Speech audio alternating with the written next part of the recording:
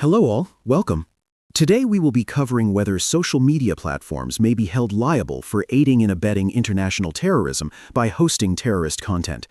As part of this video, we will cover the audio recording of the case and also cover the decision by the court at the end. Nawaras Alasaf was killed in a terrorist attack at a nightclub in Istanbul in 2017, carried out by an ISIS-affiliated gunman. His family sued Twitter, Google, and Facebook under the Anti-Terrorism Act, which creates a civil cause of action for injuries caused by acts of international terrorism and includes secondary liability for anyone who aids and abets such acts. The family alleged that the platforms aided ISIS by allowing it to use their services for recruitment, fundraising, and spreading propaganda, and that the platform's algorithms amplified terrorist content. The platforms argued that merely providing widely available services used by billions of people does not constitute aiding and abetting terrorism, even if some users happen to be terrorists. The central legal question was whether social media companies that host third-party content may be held liable for aiding and abetting international terrorism under the Anti-Terrorism Act. Following is the audio recording of the actual court hearing. We will hear argument this morning in Case 21-1496, Twitter versus Taamneh. Mr. Waxman. Mr. Chief Justice, and may it please the Court, JASTA permits any U.S. national injured by reason of an act of international terrorism to recover treble damages from a person who aids and abets by knowingly providing substantial assistance or who conspires with the person who committed such an act of international terrorism. The foundational points here are not in dispute. First, the conceded and obvious act of international terrorism is the Reyna attack, and the complaint includes no allegation that the defendants provided substantial assistance, much less knowing substantial assistance, to that attack or, for that matter, to any other attack. Second, as the complaint concedes, the defendants, quote, had no intent to aid ISIS's terrorist activities. Quite to the contrary, they maintained and regularly enforced policies prohibiting content that promotes terrorist activity. The plaintiffs claim that because defendants were generally aware that among their billions of users were ISIS adherents who violated their policies, and therefore defendants should have done more to enforce those policies, does not constitute aiding and abetting an act of international terrorism under the operative terms of the text, the constitutional principles articulated in Halberstam, or any recognized understanding of what it means to abet a criminal act. If Congress had wanted to impose treble damage liability for assisting a terrorist organization, it had a ready model in the material support statute, Section 2339B. If it had wanted to create such liability for supporting international terrorism writ large, it likewise had a model in Section 2331.1. Instead, it provided a remedy against those who conspire with terrorists or who knowingly aid and abet acts of terrorism. It did not impose treble damage liability on companies whose services were exploited by terrorists in contravention of the company's enforced anti-terrorism policies. I welcome the Court's questions. Mr. Waxman, it seems that you tie your analysis to knowledge of the Reyna attacks rather than just general knowledge of terrorism. So thank you, Justice Thomas. Let me clarify. We do not contend that there is no liability if these companies didn't know that the Reyna nightclub would be attacked. What they had to have known to satisfy the operative language of the statute was that they were, in fact, providing substantial assistance to the act of international terrorism that injured the plaintiff, and that they knew that their action would substantially assist an act of international terrorism. The flight trainers who taught the al-Qaeda terrorists how to fly planes so they could fly them into the World Trade Center and the Pentagon didn't need to know that those were the targets. But he needed to know that he was, in fact, providing substantial assistance to people who aim to use that knowledge in order to commit a terrorist attack. So and I may have misunderstood your brief, but so you would, I assume you would agree that if I had a friend who was a mugger, a murderer, and a burglar, Hard to imagine. But other than that, he was a good guy. And I loaned him a gun, but not knowing and not wanting to know what he was going to do with it, that possibly could be aiding and abetting. So I think it wouldn't be. Why? Because while it would satisfy steps 1 and 3 of the Halberstam legal framework that is meant to be the model for the interpretive model for this statute, you also have to have a general awareness that you are assisting in overall illegal or tortious activity. So, for example, if I have a farm and I have a gate with my next door neighbor's pasture and it's got a padlock and I can't open the padlock, and I go to you're my neighbor on the other side, and say, Justice Thomas, I'm trying to open this gate, but I can't get the padlock open. Do you have any bolt cutters that could do this? And you say, yes, I do, and in fact, I'll cut the bolt for you. And I then use the open gate to steal my neighbor's sheep.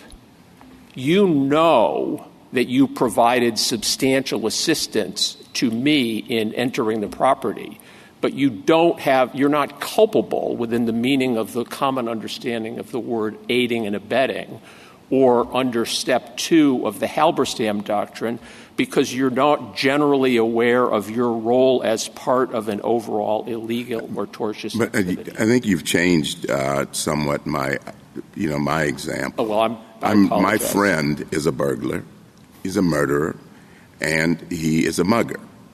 And he says he has some business to conduct, and I loan him a gun.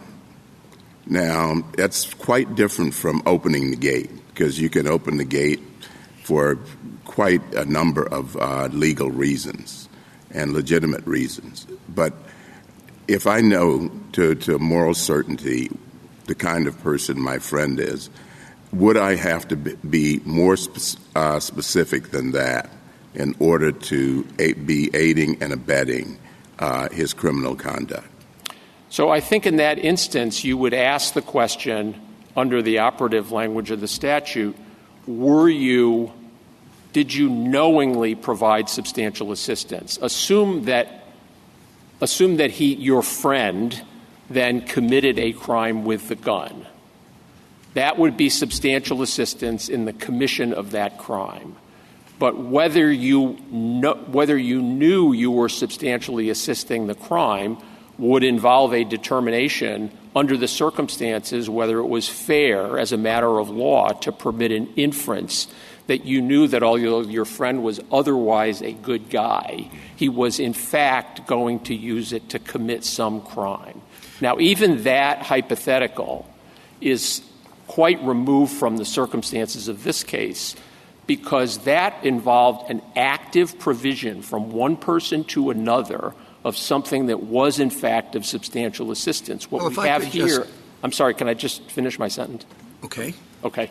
What we have here is an alleged failure to do more to ferret out violations of a clear and enforced policy against assisting or allowing any postings supporting terrorist organizations or activities. I'm sorry, Mr. Chief Justice.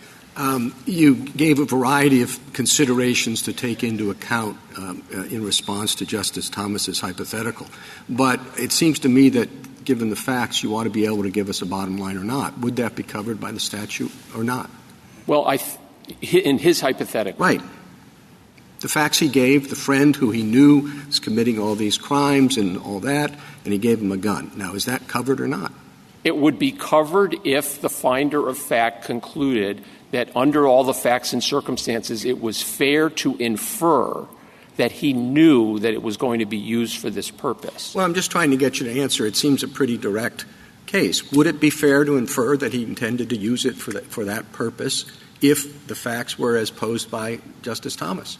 And I don't think the facts posed by Justice Thomas, which are that on the one hand he's a good guy, but on the other hand he has engaged in criminal acts before, would be enough. I would tend to think that that would be sufficient for a finder of fact to infer knowledge that you were substantially assisting a crime.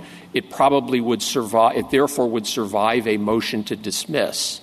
But again, I don't mean to. I'm not invading the question at all. In every one of these instances, you would ask, with respect to all of the many difficult hypotheticals that could be arrayed in this case, is what you did what you did amount to substantial assistance to the operative tort, or here the act of international terrorism? And did you know that in providing that assistance, you would be substantially assisting an act of international terrorism or a crime that Justice Thomas's friend might commit? But you agree that we don't need to know where Justice Thomas's friend is heading, right? Like here, right. Twitter could conceivably have been liable even if it didn't know about the Reina attacks, so long as it, okay.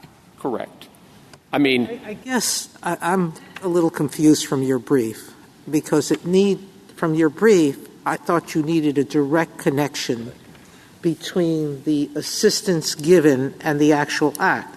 So I came away from your brief thinking that what you were arguing was that they had to provide something specifically for this bombing. They had to provide either the platform for the people to get together or for the actual people doing the bombing to get together, or a text message or something that tied them to the crime. Are you moving away from that? No, I apologize for any unclarity, and I appreciate the opportunity, therefore, to clarify it. You have to have known, well, number one, you have to have provided, the cause of action in this remedial statute derives from the act of international terrorism that injured the plaintiff.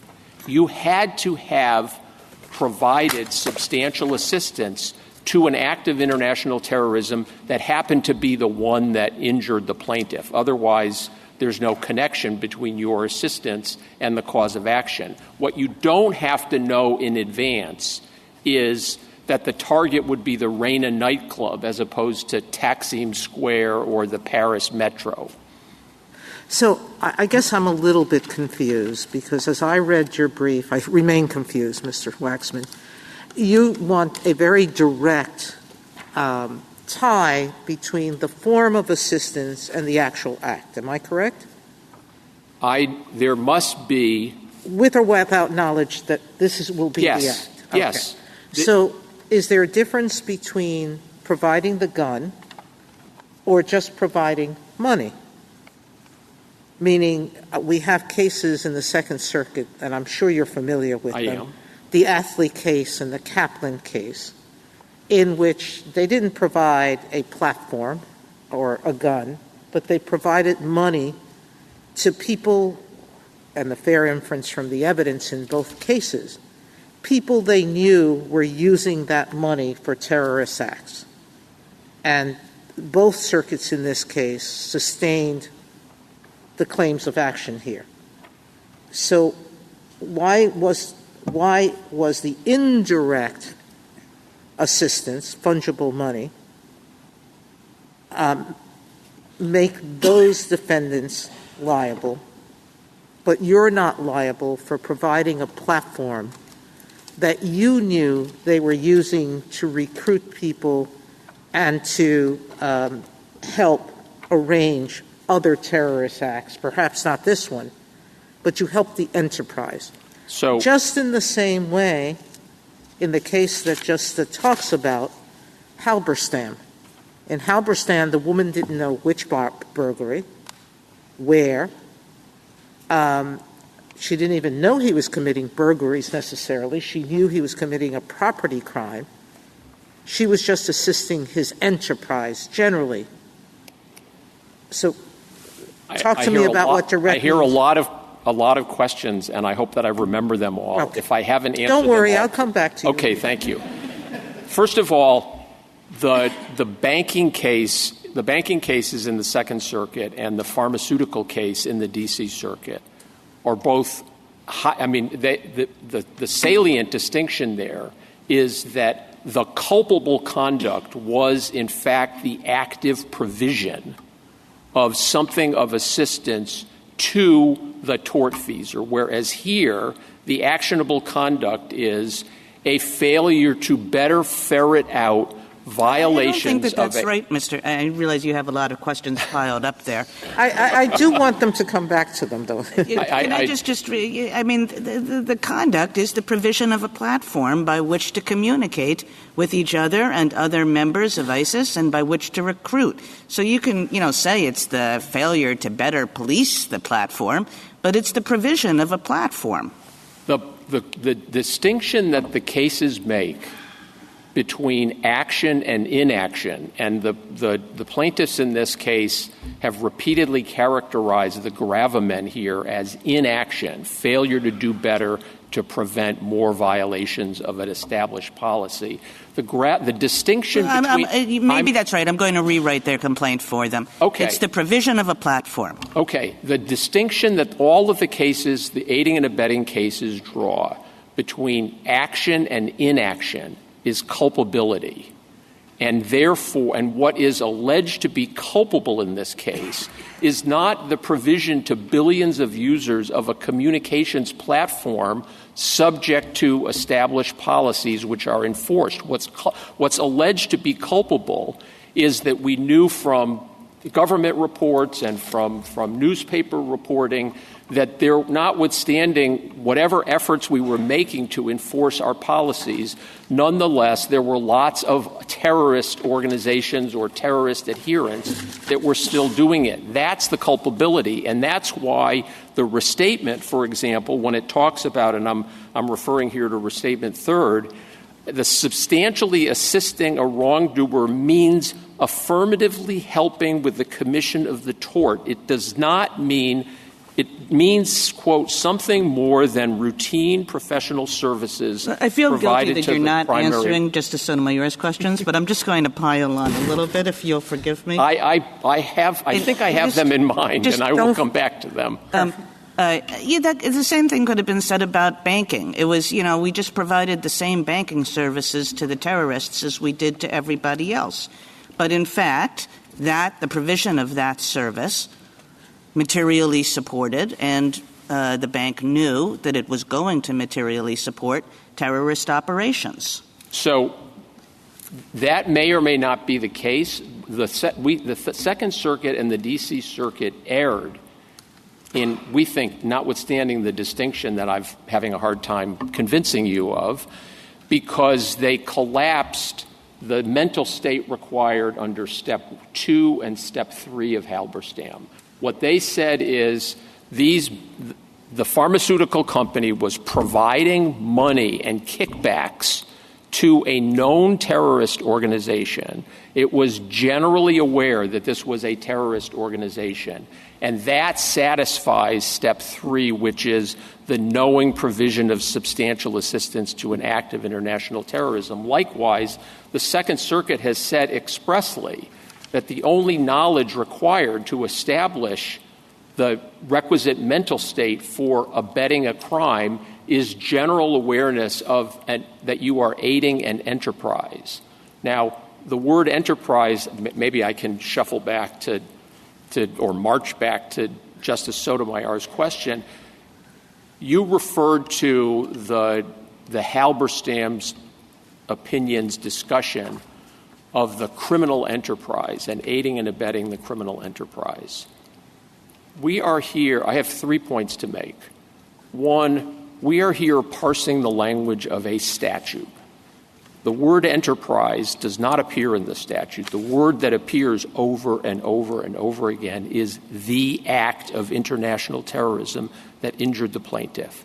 Number two, the Congress in its findings said that it intended to import the legal framework set forth in a section of Halberstam conveniently called legal framework. Again, there is nothing in the legal framework set out there that talks about aiding and abetting or substantially assisting an enterprise. In any event, we don't in any way contest that the court, in applying the facts in Halberstam to the legal framework, referred over and over again to the substantial assistance that she was providing to the enterprise. Now, the word enterprise, if you look in the dictionary, has a variety of different meanings, but the two first meanings are, number one, it can refer to an entity that is typically a, quote, unit of economic organization, or quite distinctly, it can refer to an undertaking, systemic, purposeful activity. What Halberstam was using the term to do was to characterize a factual characterization of a series of property crimes in which it held that Bernard Welch and Linda Hamilton played, quote, symbiotic roles. It was not announcing a legal standard that encompasses a broad entity that provides general services to billions of people subject to an unequivocal enforced policy against terrorism. So even if I agree with you that you can establish substantial assistance to the principal tort by showing that there was a course of, a series of like acts of international terrorism or burglaries or property crimes in which the aider and abetter was, to quote the D.C. Circuit, a willing participant, and therefore aided and abetted the principal tort, which was the burglary of the Halberstam home. I don't have a problem with that. Thank you, Mr. Waxman. Justice Thomas, anything further? Justice Alito? A few questions. If this were a criminal case, I think it's clear that there would not be aiding and abetting liability. The element in our and we've addressed aiding and abetting in criminal cases directly, and it requires the intention of causing the crime to be committed, and that's not alleged here. But we have to decide this case presumably under Halberstam, which has sort of a statutory status as a result of the preamble to this statute, and that makes it somewhat difficult. So the second, there's no dispute, I take it, that the first Halberstam factor is satisfied. Correct. Right? Okay. The second one, to me, has very little meaning. Maybe you can explain how we can read some meaning into it. A defendant must be generally aware of his role as part of an illegal or tortious activity. Well, if Twitter knows that ISIS is a terrorist organization and ISIS members are communicating for the purpose of furthering their terrorist activity, then Twitter is aware of its role. The second factor doesn't even require that it be an important role, a major role. It's just a role. So what substance is there to that? So for purposes of this case, we're not disputing that the second step of Halberstam is satisfied. Okay, so then we go on to the third. Right. I'm sorry. No. I was going to say I could, in the fullness of time, which I appreciate the court may not permit me, I could make an argument about what it means to actually be playing a role. But let's move on. Where the rubber meets the road here is in what is step 3 of Halberstam, but more significantly, the operative language of the statute, which means that even if, of course, Twitter and Meta and Google, YouTube knew from all these reports that notwithstanding their efforts, there continued to be posted on their communication services messages, videos, whatever, that violated their policies. The question is a failure to do more to prevent misuse of widely used services offered at arm's length and subject to an enforced policy against terrorist content, the knowing provision of substantial assistance, at least absent specific knowledge of particular accounts or posts that are or may be being used to plan, commit, or support in some proximate way the particular act of international terrorism that injured the person. Okay, so I see two potential arguments that could win for you under the third prong. And one is that one has to do with knowingly, one has to do with substantiality. So knowingly, I think you're right to concede that it wasn't necessary. It's not necessary that they know that there's going to be an attack on the Reina nightclub. Wouldn't matter if it was a different nightclub. Would it matter if it was a bombing at some facility in Istanbul during a particular period of time when people would be present and people would be killed? But at a certain point, it becomes too attenuated to support aiding and abetting. So that's a line-drawing problem. Substantiality is also a line-drawing problem. So what is substantial assistance? What's the difference between substantial and insubstantial assistance? So why aren't these fact questions? How can they be, were they properly decided on a motion to dismiss? We think that they are properly decided on a motion to dismiss. All cases present fact questions. The question is whether the facts asserted, whether there are plausibly pled facts that would permit a trier of fact to conclude that what we have here amounted to aiding and abetting an international crime. And what we're saying is, Justice Alito, as a matter of law, a court should conclude, consistent with the teachings of the common law cases that Halberstam expressly used to extract its three-part framework, and that the restatement makes very, very clear that the failure to do more to remove content in the context of a service that is generally and widely provided to anybody who complies with the policies, the failure to do more, or even a lot more, to enforce those policies does not amount to the knowing provision of substantial assistance. Look, if the police chief in Istanbul came to Twitter and said, look, we've been following 3 accounts, and these people appear to be planning some sort of terrorist act, and Twitter basically said, people do lots of things. We're not going to take these things down. We're not going to look into it.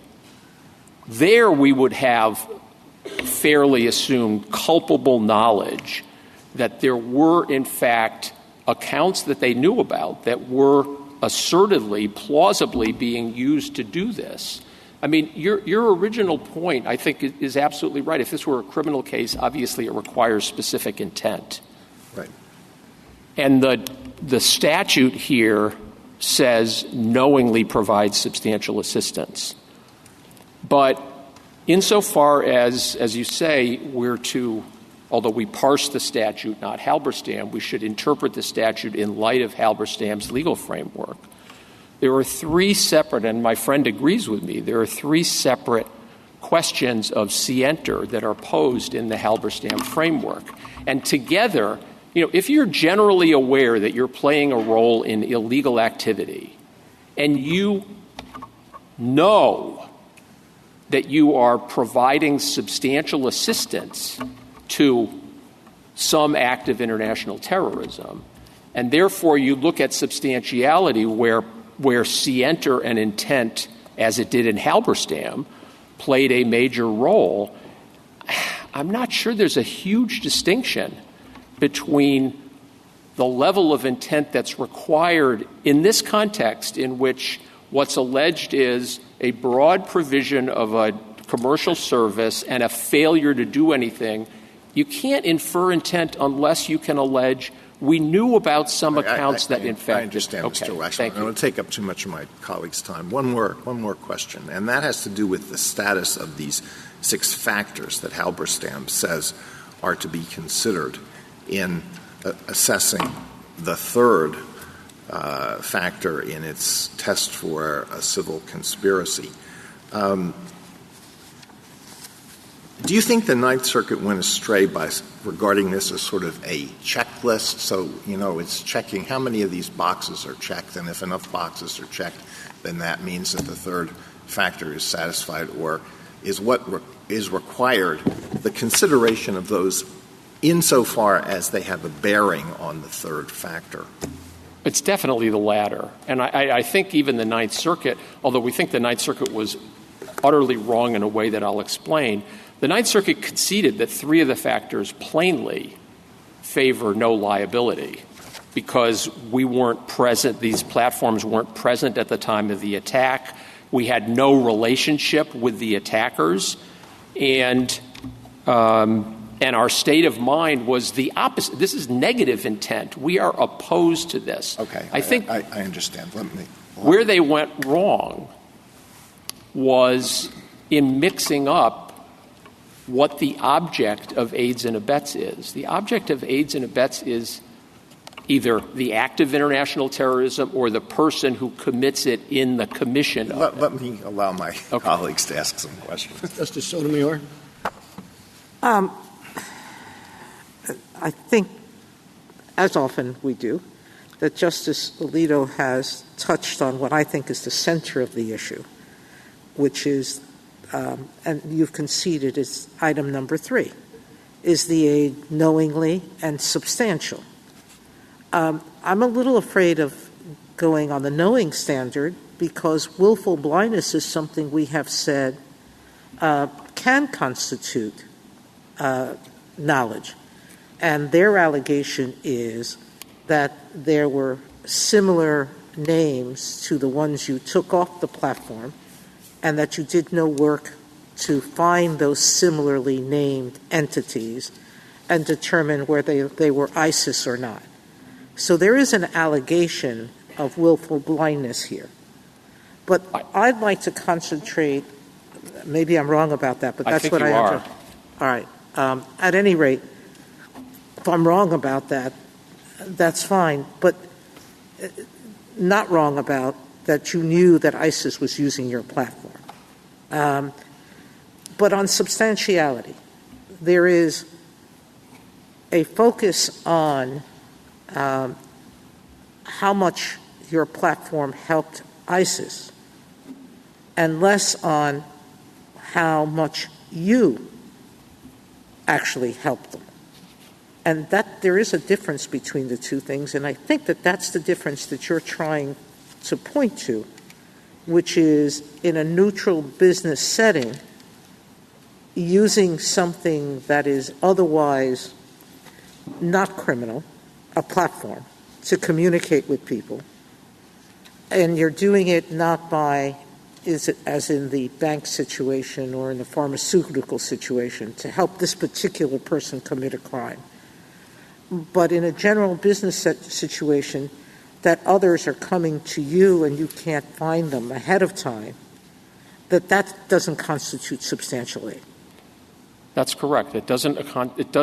The case law and the restatements, and Halberstam itself makes clear that the culpable conduct has to be, to quote Halberstam, knowing action that substantially aids tortious conduct, or as the restatement third says, active participation doesn't constitute. Active participation is what substantial assistance means in the absence of an external legal or fiduciary duty to act, which is not alleged here. And we know it's a fundamental principle of. So how do you answer Justice Alito's question? How do we decide that as a matter of law on this complaint? Write it for me.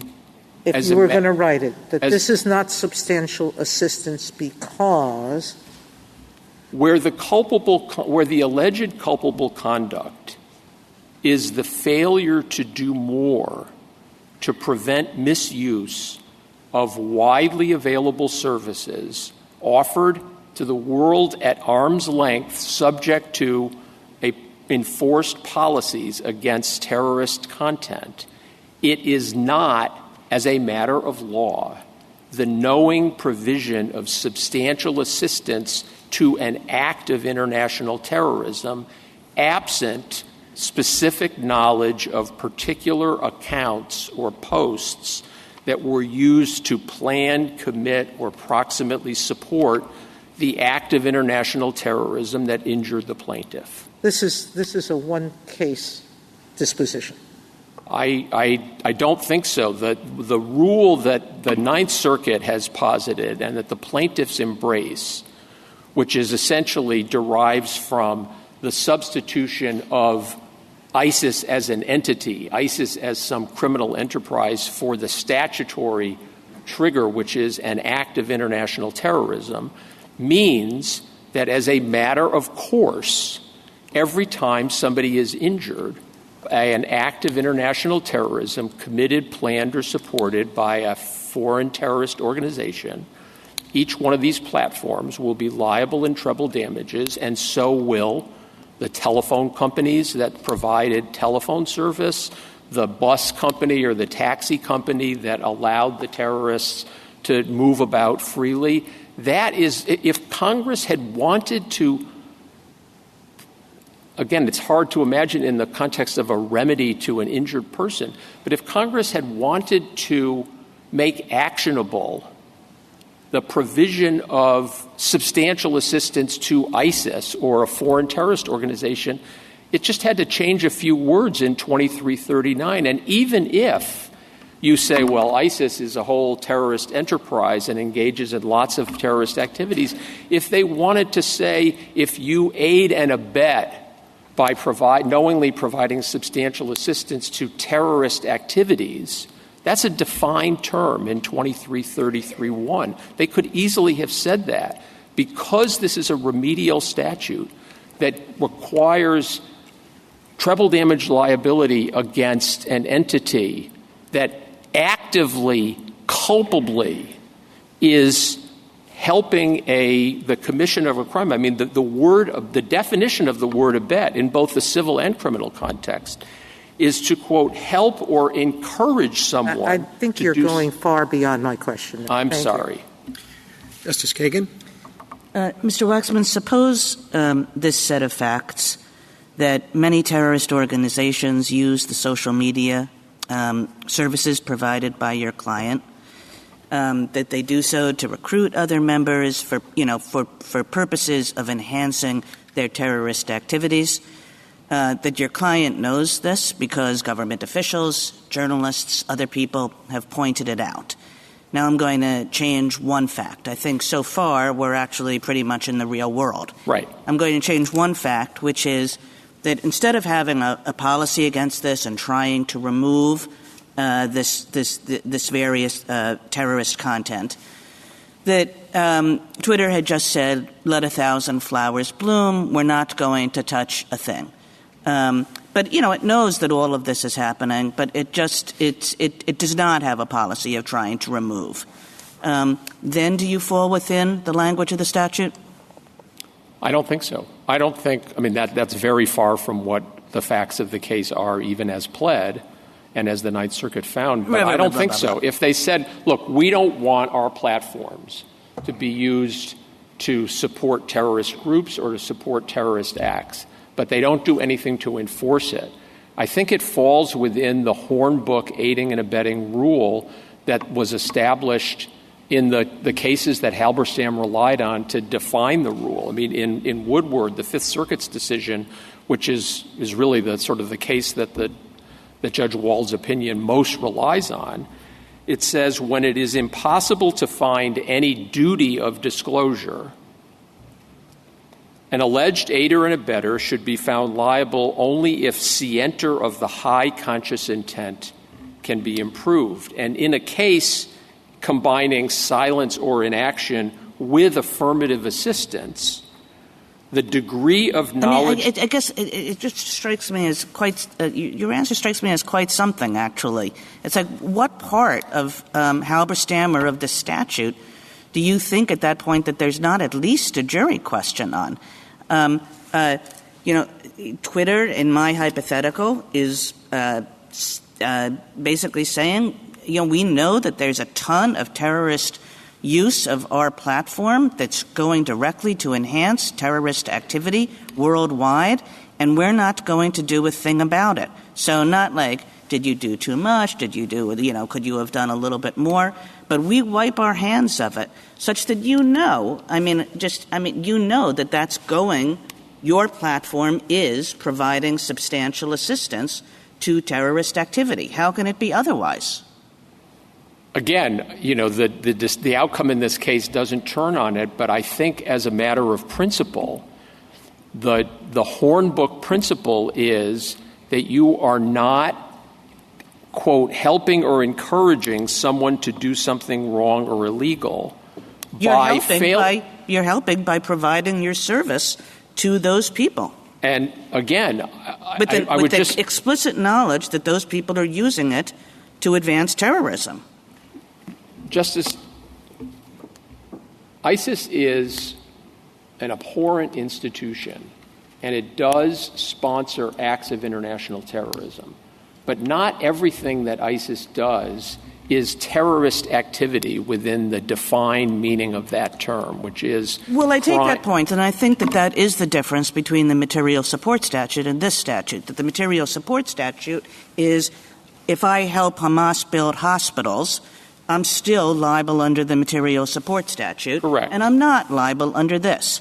But I don't see how it is, given the set of facts that, with the exception of one, are the facts of this case, which is a set of facts that's saying ISIS is using these for terrorist activities to advance terrorist goals.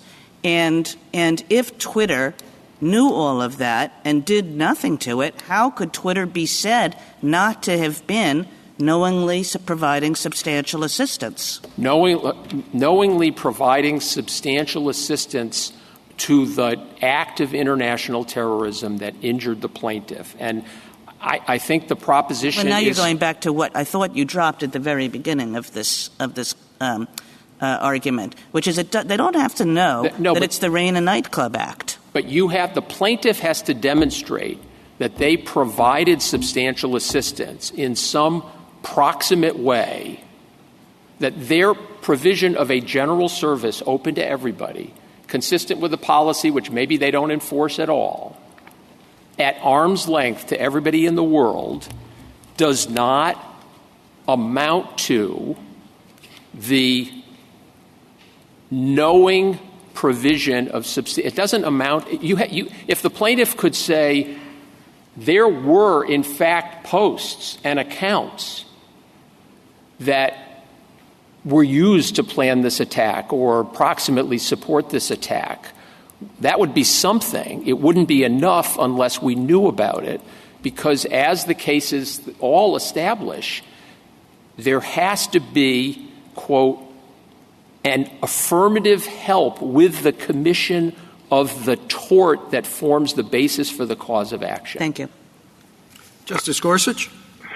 Mr. Waxman, I can't help but wonder whether some of the struggle you've had this morning with my colleagues about the scope of the aiding and abetting statute comes from your reading of the text and turning to 2333D2. As I understand it, you read the aiding and abetting clause as taking as its object the act of international terrorism rather than the person who committed the act. And that seems a pretty abstract way to read the statute.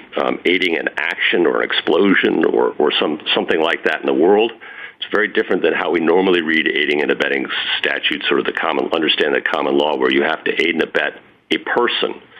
And you read the conspiracy clause to take as its object a person, the person. And I just wonder whether the better reading of the statute is that both of those who clauses, both the aiding and abetting and the conspiracy clause, take as their object the person who committed the act of international terrorism. And I wonder why you haven't pressed that argument a little bit further, because it seems to me it helps you. The plaintiff would have to plead and prove that the defendant helped, aided and abetted, or conspired with a person who committed an act of international terrorism. And the Dictionary Act defines persons as real persons and juridical entities, not an explosion or some other action in the world.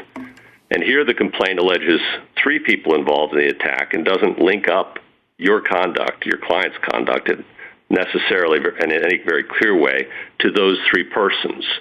What am I missing? I don't think you're missing anything with respect, but let me make clear what our position is with respect to the object of the couplet aids and abets. Our brief doesn't... Are you sure you want to do that? I want my position to be as pellucid as I can make it to the court for the court's consideration. We think that the better reading of the object of abets is, as the government and the respondents supporting the petitioner argue at length, is in fact the act of international terrorism. It is not... I didn't. I was fearful. Maybe we ought to just stop, Mr. Waxman, and maybe I ought to let my colleagues proceed. Okay. Did I answer your question? Yeah. I don't know why you're resisting, however, that both of those clauses take as their object the person. I am not. I think it is perfectly fine to read the object as the person who committed the act of international terrorism, but it is in the nature of abetting criminal activity that it is assisting and aiding and abetting the person in the commission of the act of international terrorism. It is not coherent. It is How about this? How about reading the statute for just what exactly it says? A person who aids and abets, ... the person who committed such an act of international terrorism. Would you support reading the statute for what it says? I support reading the statute for what it says. The statute says abetting. No, it says who aids and abets, and then I'm going to put in some ellipses because then goes on to conspiracy. The person who committed such act of international terrorism. Any objection to that?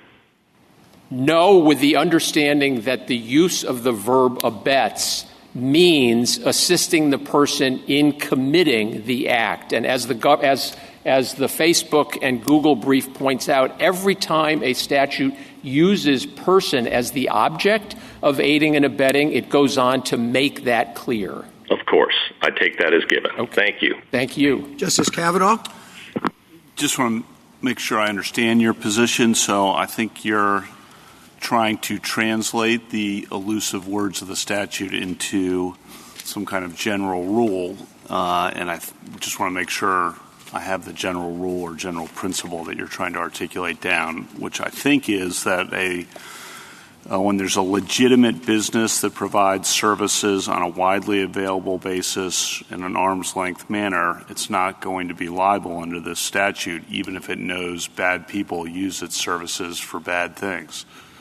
Correct, unless it knows of specific, in this case it would be accounts or posts, that are in fact being used to plan or commit a terrorist act, including an attack like the one that injured the plaintiff. That is, there has to be particular knowledge in that context. Mm-hmm. That's our rule. Thank you. Justice Barrett? Okay, so I'm having a little bit of difficulty isolating exactly your argument. So let me put it to you this way. So it seems to me that the flaws in the Ninth Circuit opinion that you see are, one, in the unit of analysis, because Correct. They're focusing on the enterprise rather than the act, or as Justice Gorsuch said, the person who committed an act. But in any event, you're saying that we need to specifically focus on the act. Here, the Reyna bombing, didn't have to know it was going to be there. Okay. Second is the substantial assistance, and third is the knowledge requirement. So I just want to make sure I understand the difference between aiding the enterprise writ large and aiding in an act, because you've said in response to a few of my colleagues, including just now Justice Kavanaugh, that if you know bad people are using the platform and you don't do anything about it, I'm pressing you now on what you said about specific knowledge of the specific accounts, I guess. Why, if you know ISIS is using it, you know ISIS is going to be doing bad things. You know ISIS is going to be committing acts of terrorism. So what work does training your focus on the specific act do in that case? Because aiding ISIS is aiding the commission of particular acts in the future. How specific must the knowledge be? There must be a range between aiding the enterprise and knowing the time, date, and location of the particular act, right? So I'm not resisting, as a categorical matter, the use of the word and Halberstam's use of the word enterprise. My position is that where the court below erred was in substituting as the object of whereas the statute clearly said that the object is either the act of international terrorism that you're abetting or the person who committed that act you abetted that person in committing the act.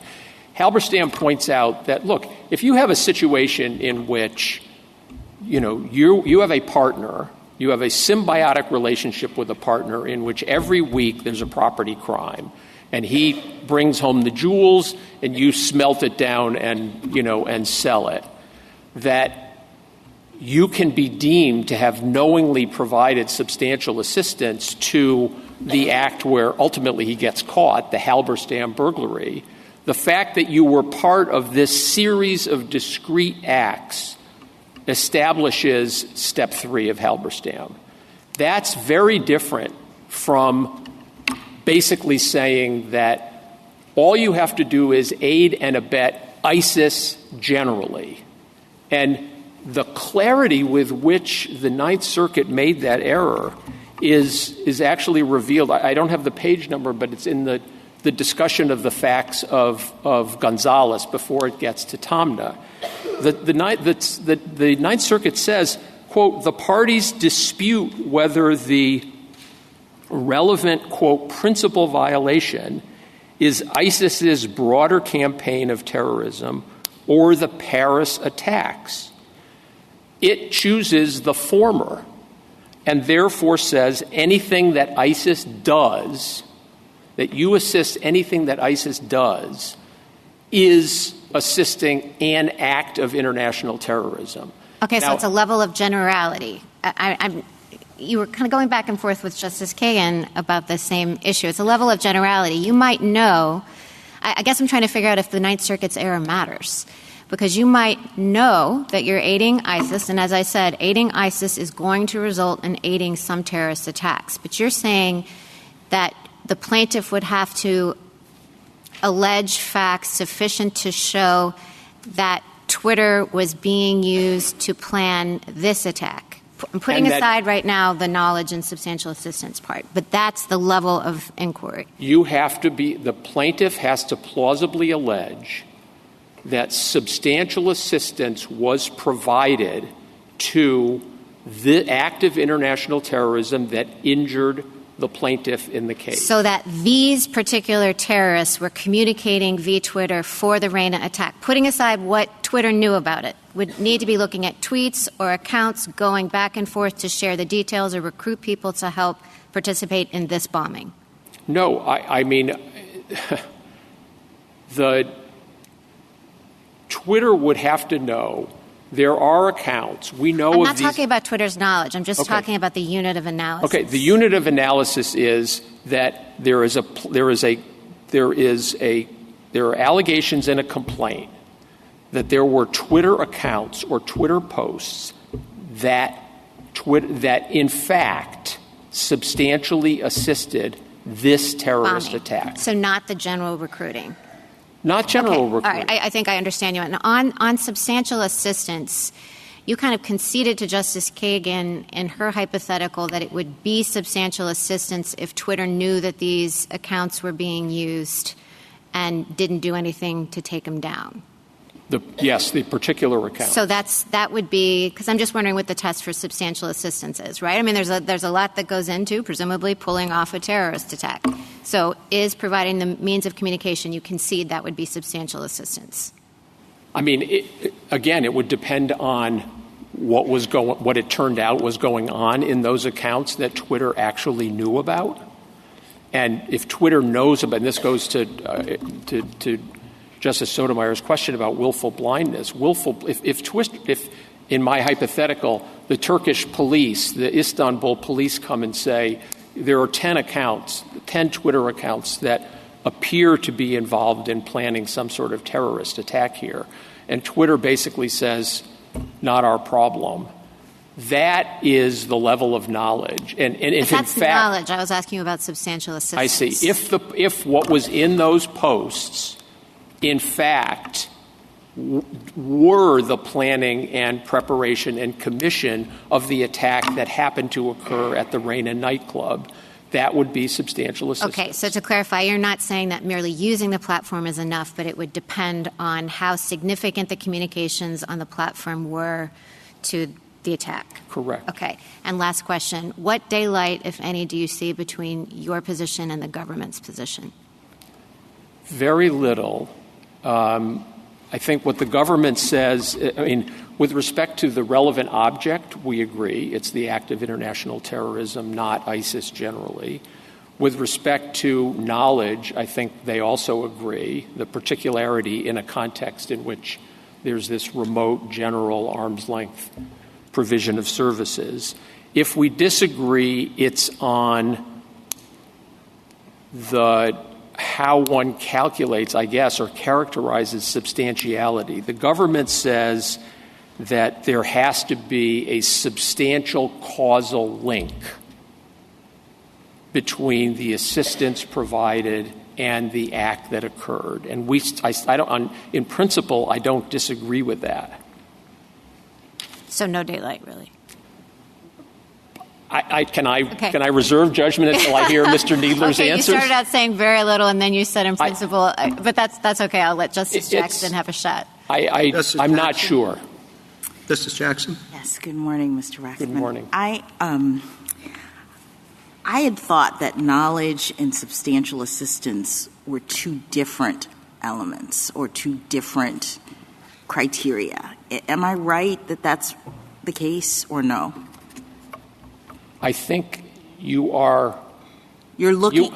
Go ahead. Yes, you are right. What the operative text says that aiding and abetting by knowingly providing substantial assistance. All right. So we there have are two different things. Elements. There are two elements, but then your statement of the rule that you explored with Justice Kavanaugh seemed to have them both working in a way that I was confused about. So let me. Yeah, I can see how it's confusing. So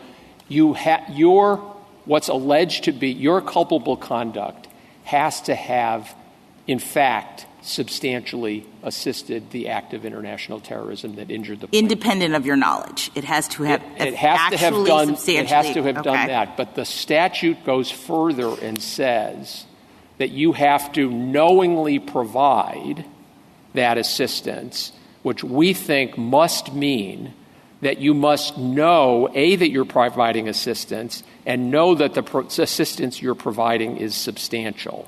But let me ask you, does it have to run to the particular act? Because at the very beginning in your conversations with, I think, Justice Sotomayor, we were trying to get to this point of understanding your view that the particular tortious act is what we're focusing on, not just general assistance to the terrorist organization. I get that. But if we're looking at the particular act, then you said at one point that you can have general awareness that you're assisting the particular act. And I don't really understand what that means. I misspoke if I said that. Okay. So I think I was trying to explain that under Step 2 of the Halberstam framework, you have to, quote, be generally aware of your role as part of the overall illegal tortious activity at the time you provide the assistance. And you conceded that in this case? I conceded for purposes of this case that that's established. That's fairly pled in the complaint. So then what's the knowledge that's working at Step 3? Right. You have to know that you are providing substantial assistance to an act of international terrorism, and an act of international terrorism that happened to be a terrorist attack that injured the plaintiff. But it doesn't have to be the Reyna attack. You just have to know that you're assisting ISIS, that ISIS participates in. It's not just there's a wide gulf between knowing that the location of the attack will be the Reyna nightclub and knowing that you're somehow generally assisting ISIS in some Yes, and way. it's the gulf I'm trying to explore. So Right. I want to chart it. What do you have to know in 3 that is sufficient under your view? Yes. You have to know that you, in fact, I'm sorry, what did you have to know? In step 3, when you say we've knowledge disposed of 2, which is the general knowledge of your role. You know you have a platform and people are using it, and some of those people are bad people. Got it. 3, you say home in on the act. It has to be act of terrorism, and I guess I'm just trying that you substantially assist in Correct. that. Right. But then what's knowing doing there? You have to know that your action would substantially assist an act of international terrorism. That's the independent work that that you knowingly provide substantial assistance does. So they don't have to allege, or they do have to allege, that you knew something about the fact that this group was going to do an act of international terrorism that turned into the Reyna attack. That is exactly what you have to. They have to plausibly allege and ultimately prove not only that our actions substantially assisted the Reyna attack, but that we knew that we were providing substantial assistance to some act of international terrorism. But Period. Not enough to know that you're providing substantial assistance to a group that does this kind of thing. Of course not. I don't know that I see that clearly, the distinction. But let me ask you just a quick question about Halberstam. So I guess I'm a little concerned about framing this as the defendant is offering generally available services. What if in Halberstam itself, instead of Linda Hamilton providing bookkeeping services, we had an accounting firm? And their usual course of business was to provide the bookkeeping services. They did exactly what she did with exactly the same level of knowledge, in the sense that they knew that these were pretty, they knew this guy didn't have a job. And suddenly he was showing up with, thousands of dollars in jewels and whatnot and asking them for bookkeeping services. Are they on the hook or not? I think they probably would be on the hook. I mean, it's different than Hamilton, where she had no other job. She didn't do anything other than have this symbiotic criminal relationship. But if you had an accounting firm that somebody comes and basically says, I'd like you to help me with the following. I'd like you to help me, smelt down jewelry. And then No, they're doing their usual bookkeeping services. They have a lot of clients. They have very, well-to-do regular clients who do have jobs and are bringing them money. And then they have this guy who starts coming and saying, please, I'd like to do bookkeeping. And they're a little suspicious, but they don't do anything other than the regular bookkeeping services that they ordinarily would provide to their other clients. I mean, if the circumstances of the services that's being requested and that they provided would not permit a fair inference that they were, quote, generally aware of the role they were playing as part of overall illegal or tortious activity, they wouldn't be liable for aiding and abetting. I do want to just... Thank you. You can finish your sentence. Sadly, I'm afraid I did finish my sentence. Thank you. Thank you. Mr. Kneedler? Mr. Chief Justice, and may it please the Court. The United States condemns in the strongest terms the terrorist act that caused Mr. Alasov's death and sympathizes with the profound loss that the plaintiffs in this case have experienced. We submit, however, that the allegations in this complaint do not state a claim that the defendants aided and abetted, that is, that they assumed a culpable role in the commission of that murder. JASTA requires more than allegations that a terrorist organization availed itself of interactive computer services that were remote from the act of terrorism, were widely and routinely available to hundreds of millions, if not billions, of persons through the automatic features of those services, and did not single out ISIS for favorable treatment. JASTA permits recovery against persons who become complicit by rendering substantial assistance that encourages the commission of terrorist acts. But by JASTA's express terms and its incorporation of Halberstam's common law standards, Congress ensured that JASTA does not reach so broadly as to inhibit legitimate and important activities by businesses, charities, and others, both in the United States and in other parts of the world that may be unstable or underdeveloped. I welcome the Court's questions. Mr. Needler, I think I'd just like to get a finer point on your position. When we talk about Twitter or YouTube or Facebook, it's because of the algorithms and how broadly these businesses are. It's complicated. But I'd like to simplify it just a bit and see where you come out. You recall PageNet, don't you? When pagers were ubiquitous? Yes. I don't recall PageNet, but okay, I'm not an expert in that. Well, yeah, just pagers were ubiquitous at one point, right? And let's assume that, as with certain criminal elements who used pagers back then, you had terrorists who had an affinity for these. And that the PageNet, let's assume there was a company, PageNet, understood that they used their services, as did doctors, as did other people, business people. Would that constitute aiding and abetting if they did nothing and permitted them to use it and engage in terrorist activity? By application of the Halberstam standards, that may be unclear, but I think it would probably not be substantial assistance or knowing substantial assistance. Okay, so if you would just parse that for me. Right. You know they're using it, and you know it's probably central to what they're doing. So where does it fail, the Halberstam test?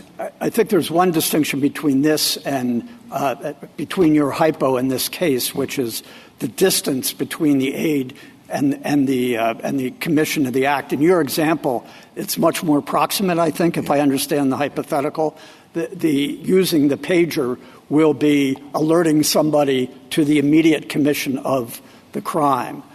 That's not what we have here. Here we have something that is much more remote, the use of an automatic service that the claim is that enhances ISIS, which in turn may be in combination with a number of other factors. Well, that's why I went to pagers, because I wanted it to be closer. Right. And I wanted to put a finer point on it because, of course, a billion people or hundreds of millions of people are using these services, and so you get lost in that. I understand you say that's too amorphous or it's too attenuated.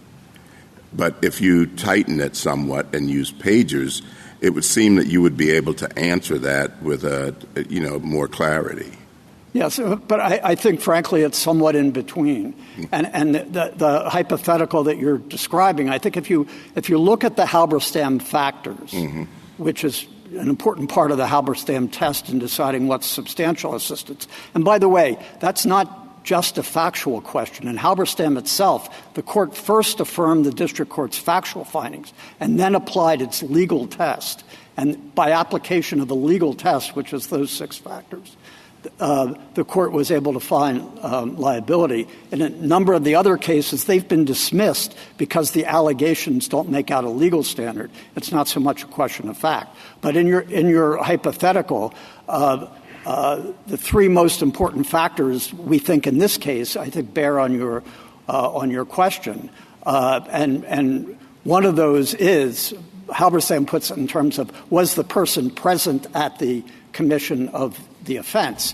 I think that's maybe a proxy or a window into the question of how proximate was the was the person, the defendant's action to the ultimate act. And in Halberstam, obviously, the court said she was integrally related. Here we think it's not proximate either in the legal proximate cause sense or in the factual, the way the Internet works sense. In your example, it's more proximate, both, I think, in a factual and maybe in a legal sense, that the use of the pager would have, depending on, there may be other facts, and the level of knowledge would be an important element of that. And another very important factor, I think, in Halberstam that would be relevant in the case that you're describing, but I think it's very relevant here, is what is the state of mind of the person, of the defendant in the case. And here the Court of Appeals said it's undisputed that Twitter and the other defendants here did not have an intent to further ISIS activities or the particular terrorist act here. So I'm sorry. I was just saying, Mr. Kneedler, that I think the discussion this morning is take on a very academic tone. You say both of the tests, the plaintiffs and Twitter's, they're wrong, and you come up with your own test on page 34 of your 34-page brief. The suspense was killing me, and this is what you say. You say, in some circumstances, such as the direct channeling of substantial funds or other fungible resources to a foreign terrorist organization or its close affiliates with knowing acquiescence in their potential use, a secondary defendant's contributions may have a sufficient nexus to a terrorist act, even if the defendant has no advanced knowledge of or does not provide support specifically directed to the particular act. And I counted 6 different factors in there, and that's added on top of the 6-factor Halberstam test. I guess that's 6 squared. And it seems to me that I don't know how helpful it is to parse each of those different requirements or try to decide if there should be 5 or 6 in trying to draw a line between, assistance with respect to a particular terrorist act and assistance to a terrorist organization. Each one of these situations that will come along will have different of these facts prominent and different ones not there. Is there any way to articulate how to approach these cases without having a 6 or 12, I guess, or maybe 36-factor test? Well, several things. First of all, what you quoted from page 36 was not 34, was not intended to be a legal test. It was an example of what might make out a case of knowing substantial assistance under the Halberstam test. But I think because of the express incorporation of Halberstam into the Act, it is necessary to look to Halberstam. And Halberstam did not come out of nowhere. It was based on the restatement of torts. And what in other circumstances, this Court has held that Congress should not be understood to displace the common law. Here it incorporated the common law as set forth in the restatement of torts, which Halberstam relied upon, and then Congress incorporated it. And the 6 factors are really guides or guideposts to getting at whether what the defendant's conduct was, is it culpable enough? And you can't come up with a test that will answer every case, and that's why Halberstam looked to factors. But each factor, one substantial assistance. Okay. Well, if you only give $100 to assist the terrorist act that's going to result in the murder of different people, you say, well, that's not real substantial. Well, but if you give $10,000, it is. That seems like a very odd factor. Well, I think it's not so odd if you think about the different ways in which it might arise. If somebody is about to commit a terrorist act and you know it, and the terrorist said, could you give me $10 to buy a knife? And you give him the $10 and he commits the terrorist act with that knife, I think that would count as substantial assistance, both because it was an essential element in allowing the act to occur. Okay, if you gave $100 to ISIS and just wrote a check. No, with respect to the act. Oh, with anything that is specifically with respect to the act, I think your example, the $100, in any way that says, I'm writing this check to commit this particular terrorist act, that would count. So it's not just the amount that is a factor, but the amount matters in terms of the overall context or what the defendant I think I have your point. Mr. Kneedler, let's say a known terrorist walks into a bank and avails himself, opens up an account, avails himself of various banking services. The bank knows who this person is. The bank knows that terrorists need banking services to conduct their terrorist activities. The bank provides him with those banking services. They provide 100 other clients who are not terrorists with the same banking services, but they provide this known terrorist with these banking services that are very important to its terrorist activities. Can you go after that person under this statute? I think you probably could, but when you say known terrorist, I'm not. If it's just somebody who is affiliated with ISIS, you might have the proximate. This is like Osama bin Laden. Yeah. So somebody who is a leader or somebody who you know has committed or is about to commit a terrorist act. Okay. Yes, I think you can. And because I would be shocked if the government gave that one away, right? No, and I think and really all this court needs to decide in this case. But I guess what I'm trying to focus on is like, what's the difference? We're used to thinking about banks as providing very important services to terrorists. Maybe we're not so used to, but it seems to be true that various kinds of social media platforms also provide very important services to terrorists. And if you know that you're providing a very important service to terrorists, why aren't you providing substantial assistance and just doing it knowingly? What's the difference between the banking case and this case? I think there is a very large difference in terms of the nature of the interaction. And again, one of the Halberstam factors is what is the relationship between the defendant and the person who committed the act. And in Halberstam, she was daily The bank engaged. doesn't know anything about any particular act. No, I'm not saying the particular act, but the two banking cases, or the banking case Kaplan and the drug kickback case, actually, that are discussed in the briefs, there was personal interaction. There were transaction-specific, knowing interactions between the bank or the drug companies and the entity that was known to be a terrorist actor, engaged actively in terrorist acts. So it has to be like personal banking?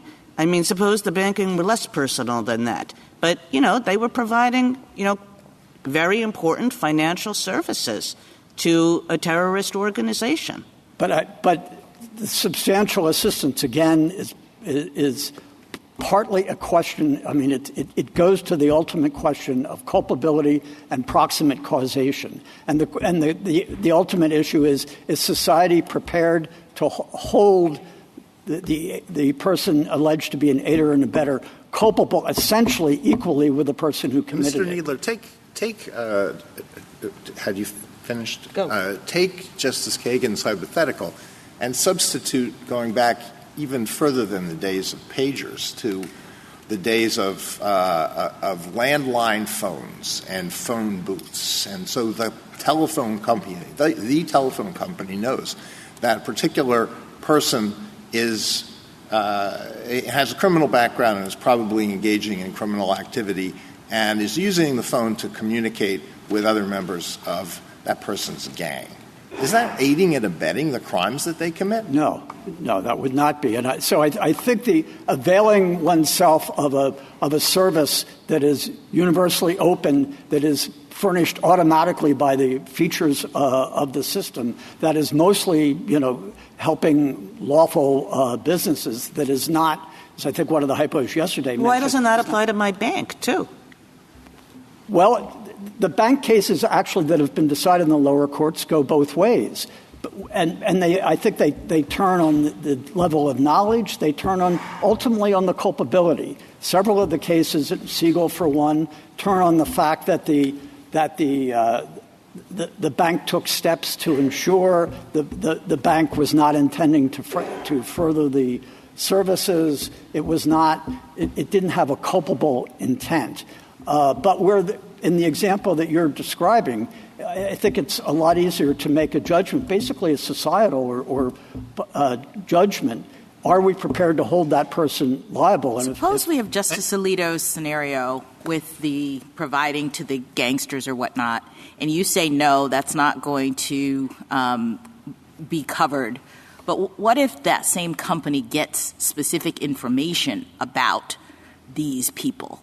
And now we're not talking about generally provided services that, they sign up for somewhere and the company thinks it doesn't have any information about them. But we know suddenly the company knows that these individual people are in a gang and generally using the cell phones that they have acquired from the company for criminal activity. Does that change the scenario? Yes, no, it changes it dramatically, I think. And I think that's the difference between, I think, the two examples that Mr. Waxman was offering. The making available the general services that you would make available to anyone is ordinary, not face-to-face business. But if you know facts that zero in on a known act or a known actor who you know is committing those acts. But wait, what about the... Thank you. Wrap up. I just wanted to say, what about the difference between actor and act? If you know, do you have to know that the gangster is going to commit a particular act, or is it enough to know that he's a gangster and therefore is likely to do so? I think because you're talking about a specific person who you know is likely to, I think that would be enough. That's very different from an organization like one of these platforms that is not acting on a transaction-by-transaction basis to know whether this account or this person is furthering an act. Thank you, Mr. Kneedler. Justice Thomas? Justice Alito? I mean, J. Edgar Hoover tells Bell Telephone that Dutch Schultz is a gangster and he's using his phone to carry out mob activities. And the phone company says, well, we don't deprive people of service based on that. That makes them an aider and abetter. Perhaps not. Probably not. I mean, it depends. But wow, that's a perhaps. No. I think that even with that knowledge, the Halberstam factors require an intent or to move the problem is Halberstam, and we're stuck with Halberstam because those three factors are met in my telephone example, or they're arguably met in the telephone example. Are they not? Perhaps, but again, it's a judgment call. It's the nature of the act, the nature of the defendant's contribution. So I don't think the hypotheticals lend themselves to one basic rule. It's a judgment call as to whether the defendant is culpable, has become complicit in the way a conspirator would. I mean, this statute equates or puts on pairs together conspiracy and aiding and abetting, requiring, again, some culpable becoming a willing participant in the act. And here, the furnishing of services is a general matter, which is all the court needs to decide in this case. We do not think rises to that level. Would it be consistent with Halberstam to read knowingly to mean, just a shade short of purposefully? That would give some substance to this. Yeah, again, I think there is some overlap between the knowing and the substantial. For example, you may know as a general matter that ISIS-affiliated persons are using your system, but you may not know by how much. You may not know for how long. You may not know which accounts. And so it's very generalized information. And any that assistance with the idea that it might encourage recruiting is far removed from a specific act of terrorism. Thank you. Justice Sotomayor? Mr. Stewart, would you answer the question that Justice Barrett placed to Mr. Waxman, which is, what's the daylight between you and the petitioners? And how would you write the bottom line of this opinion? They're not liable because. On the first, I think one place where we might have a difference is to use the Atchley and Kaplan examples, not necessarily saying whether those were right or wrong, but the general proposition is those were banks or companies engaged in interpersonal direct communications with the client. They had knowledge that the client was either a front for or closely aligned with Hamas, I think it was Hamas in both cases, that was actively committing terrorist acts, including against Americans, in the proximate area. And so that there's a degree of culpability there. Because they were doing something outside the ordinary course of business. Yes, okay. So that's they bent the rules, which there's no allegation here that these defendants treated ISIS content any differently than they did anything else in their usual course of business. We think that's a critical fact. But what does that go to? Knowledge or substantiality? And so, to which factor does it go to? I think it goes somewhat to both, but I think it's really substantiality. And I think that's an objective test. And frankly, I think that would be a useful way for the court to think about it here in terms of being able for courts to be able to dismiss these cases at the outset without having to go through extensive discovery that would require analysis of all the accounts and everything over a period of time. Because I think it's a judgment that a company engaged in this sort of activity, which is overall very helpful to society, should not be held responsible, culpable, a willing participant. Unless what? Write the bottom line for me. Okay. I go as far as you go, but so what does substantiality mean or not mean? In the case of the Internet service providers, we think it means that they are not the regular course of business, as alleged here, does not constitute knowing substantial assistance. The situation in which it might is if specific accounts are called to the defendant's attention, that's saying this account is about to be used for to facilitate the commission of an account. What do I deal with? We know what ISIS does. I think if I read the complaint or something, they even know that ISIS has certain accounts, but they haven't taken off all the ISIS accounts. No? Mr. Waxman is... Well, no, I can ask the Court of Appeals stated that on page 63A and 64, where we think it addressed the most important factors that that the defendants regularly take down the accounts. But at least when they're called to their attention. Now, they may have missed some, but that's inherent in a system that services hundreds of millions of customers. So in this case, it would require something more specific about a particular act because of the nature of the services they're offering. That doesn't mean in every case, like in the Atchley case or the bank cases, that the bank has to know of a specific act because they were aware of proximate activity. Is it fair for me to summarize in the way that Justice Alito did that substantiality, in your view, has to have some purpose to it?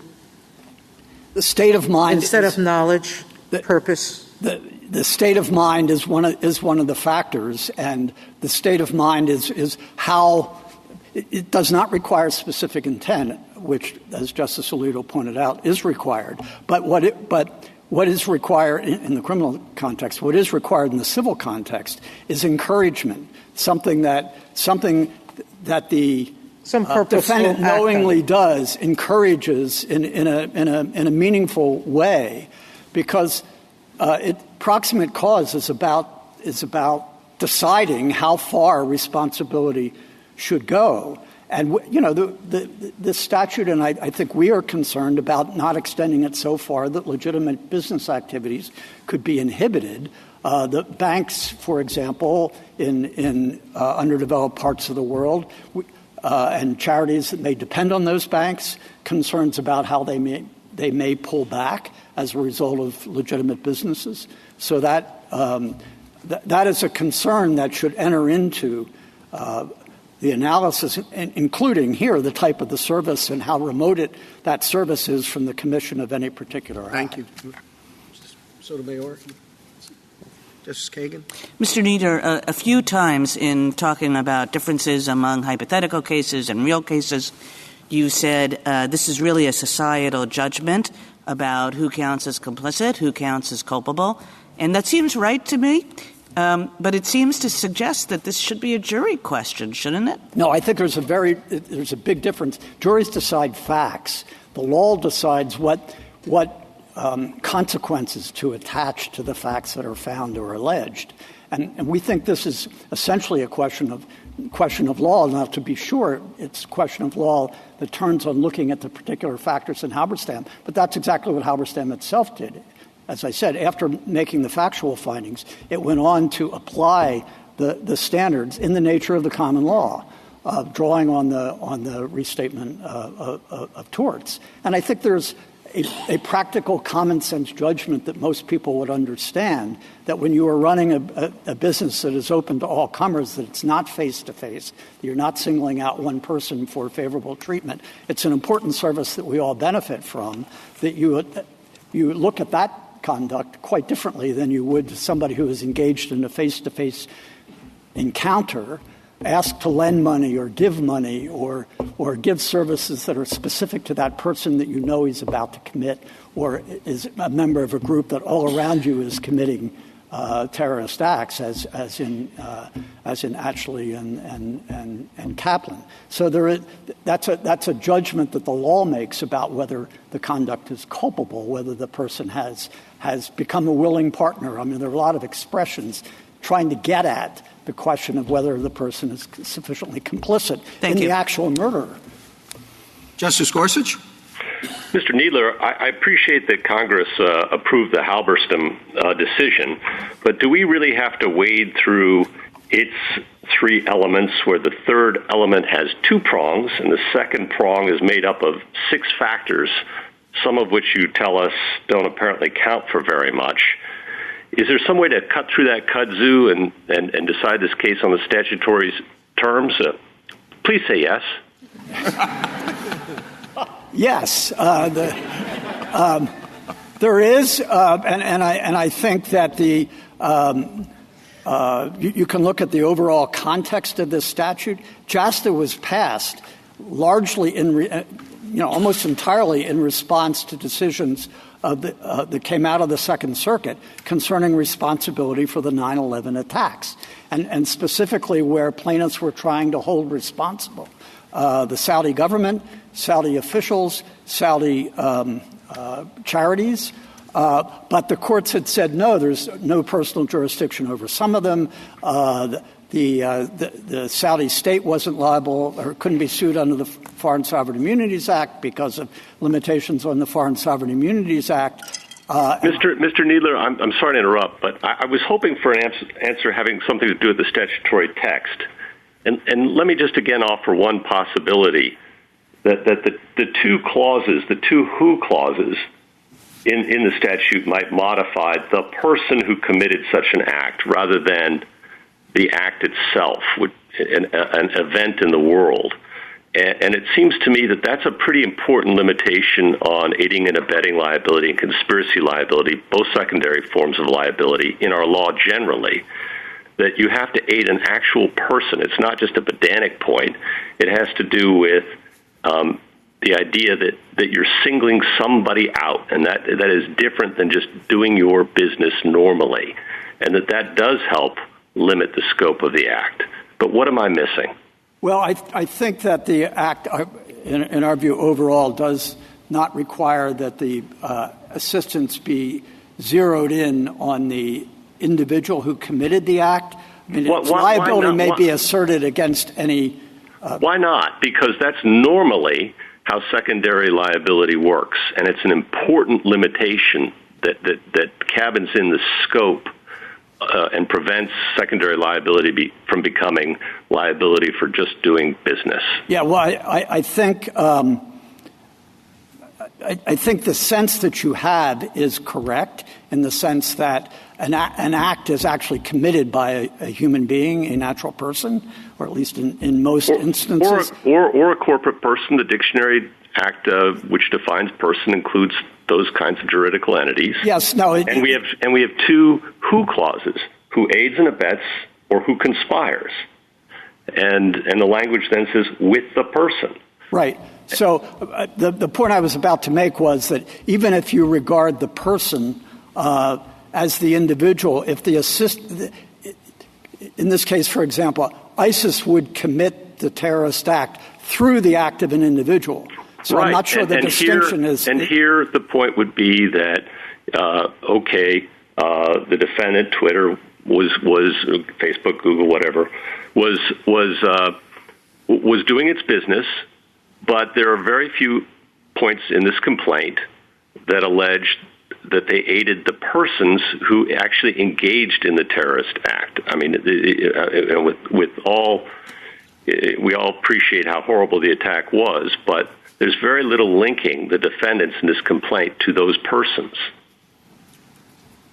Yes, but I agree with that, and but I think that also means there's very little, next to nothing, that links it with the act that the person committed.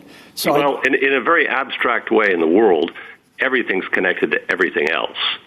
And what the defendant did may have, in some abstract way, helped advance ISIS. And ISIS helped conduct the attack. And so in a world in which we're all, and everything is interconnected, all acts touch on one another, there's some butterfly effect anywhere. But what helps limit secondary liability, one thing that helps limit secondary liability is that you're intentionally or knowingly, in this case, helping a person do something in the world. I think that's right. I think that's right. I think that principle. Perhaps we should stop there. Well, yes. Justice Kavanaugh. I just want to make sure I understand how you think this is different from a material support statute. So if you have a communications business or a financial business or a food business or a travel business and you serve lots of customers, but you knowingly provide your services to a terrorist organization that you know is a terrorist organization. Yes, that would be criminal liability. That's a very important distinction. Is that liability under this? Not under. I mean, again, I would. You know, I would want to know more about what I. But that's what we have. What we have is, they're terrorists. Picking up on Justice Kagan's hypothetical, you provide services, communications, food, travel to lots of people, and this one comes in. I know this person is a terrorist, but I'm going to provide the same service, no favorable treatment, the same service to that person as to everyone else. Congress has passed statutes to get that kind of situation. The question is this statute getting at that situation? I think ordinarily not. And why not? Because it's the phrase act, right? It's the phrase act. Or the word act. It's the word act, but it's also application of the, frankly, common sense factors or way of looking at it.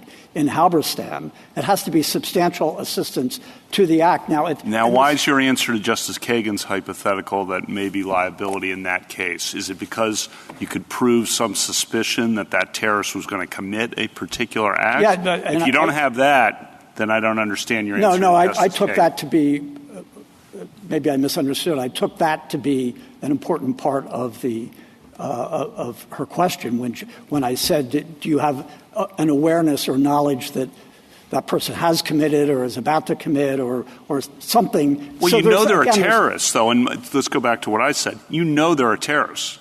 So by that, they're a member of ISIS. They've been involved in past activities, being like, well, I'm still going to give them food. Well, I'm still going to have a cell phone.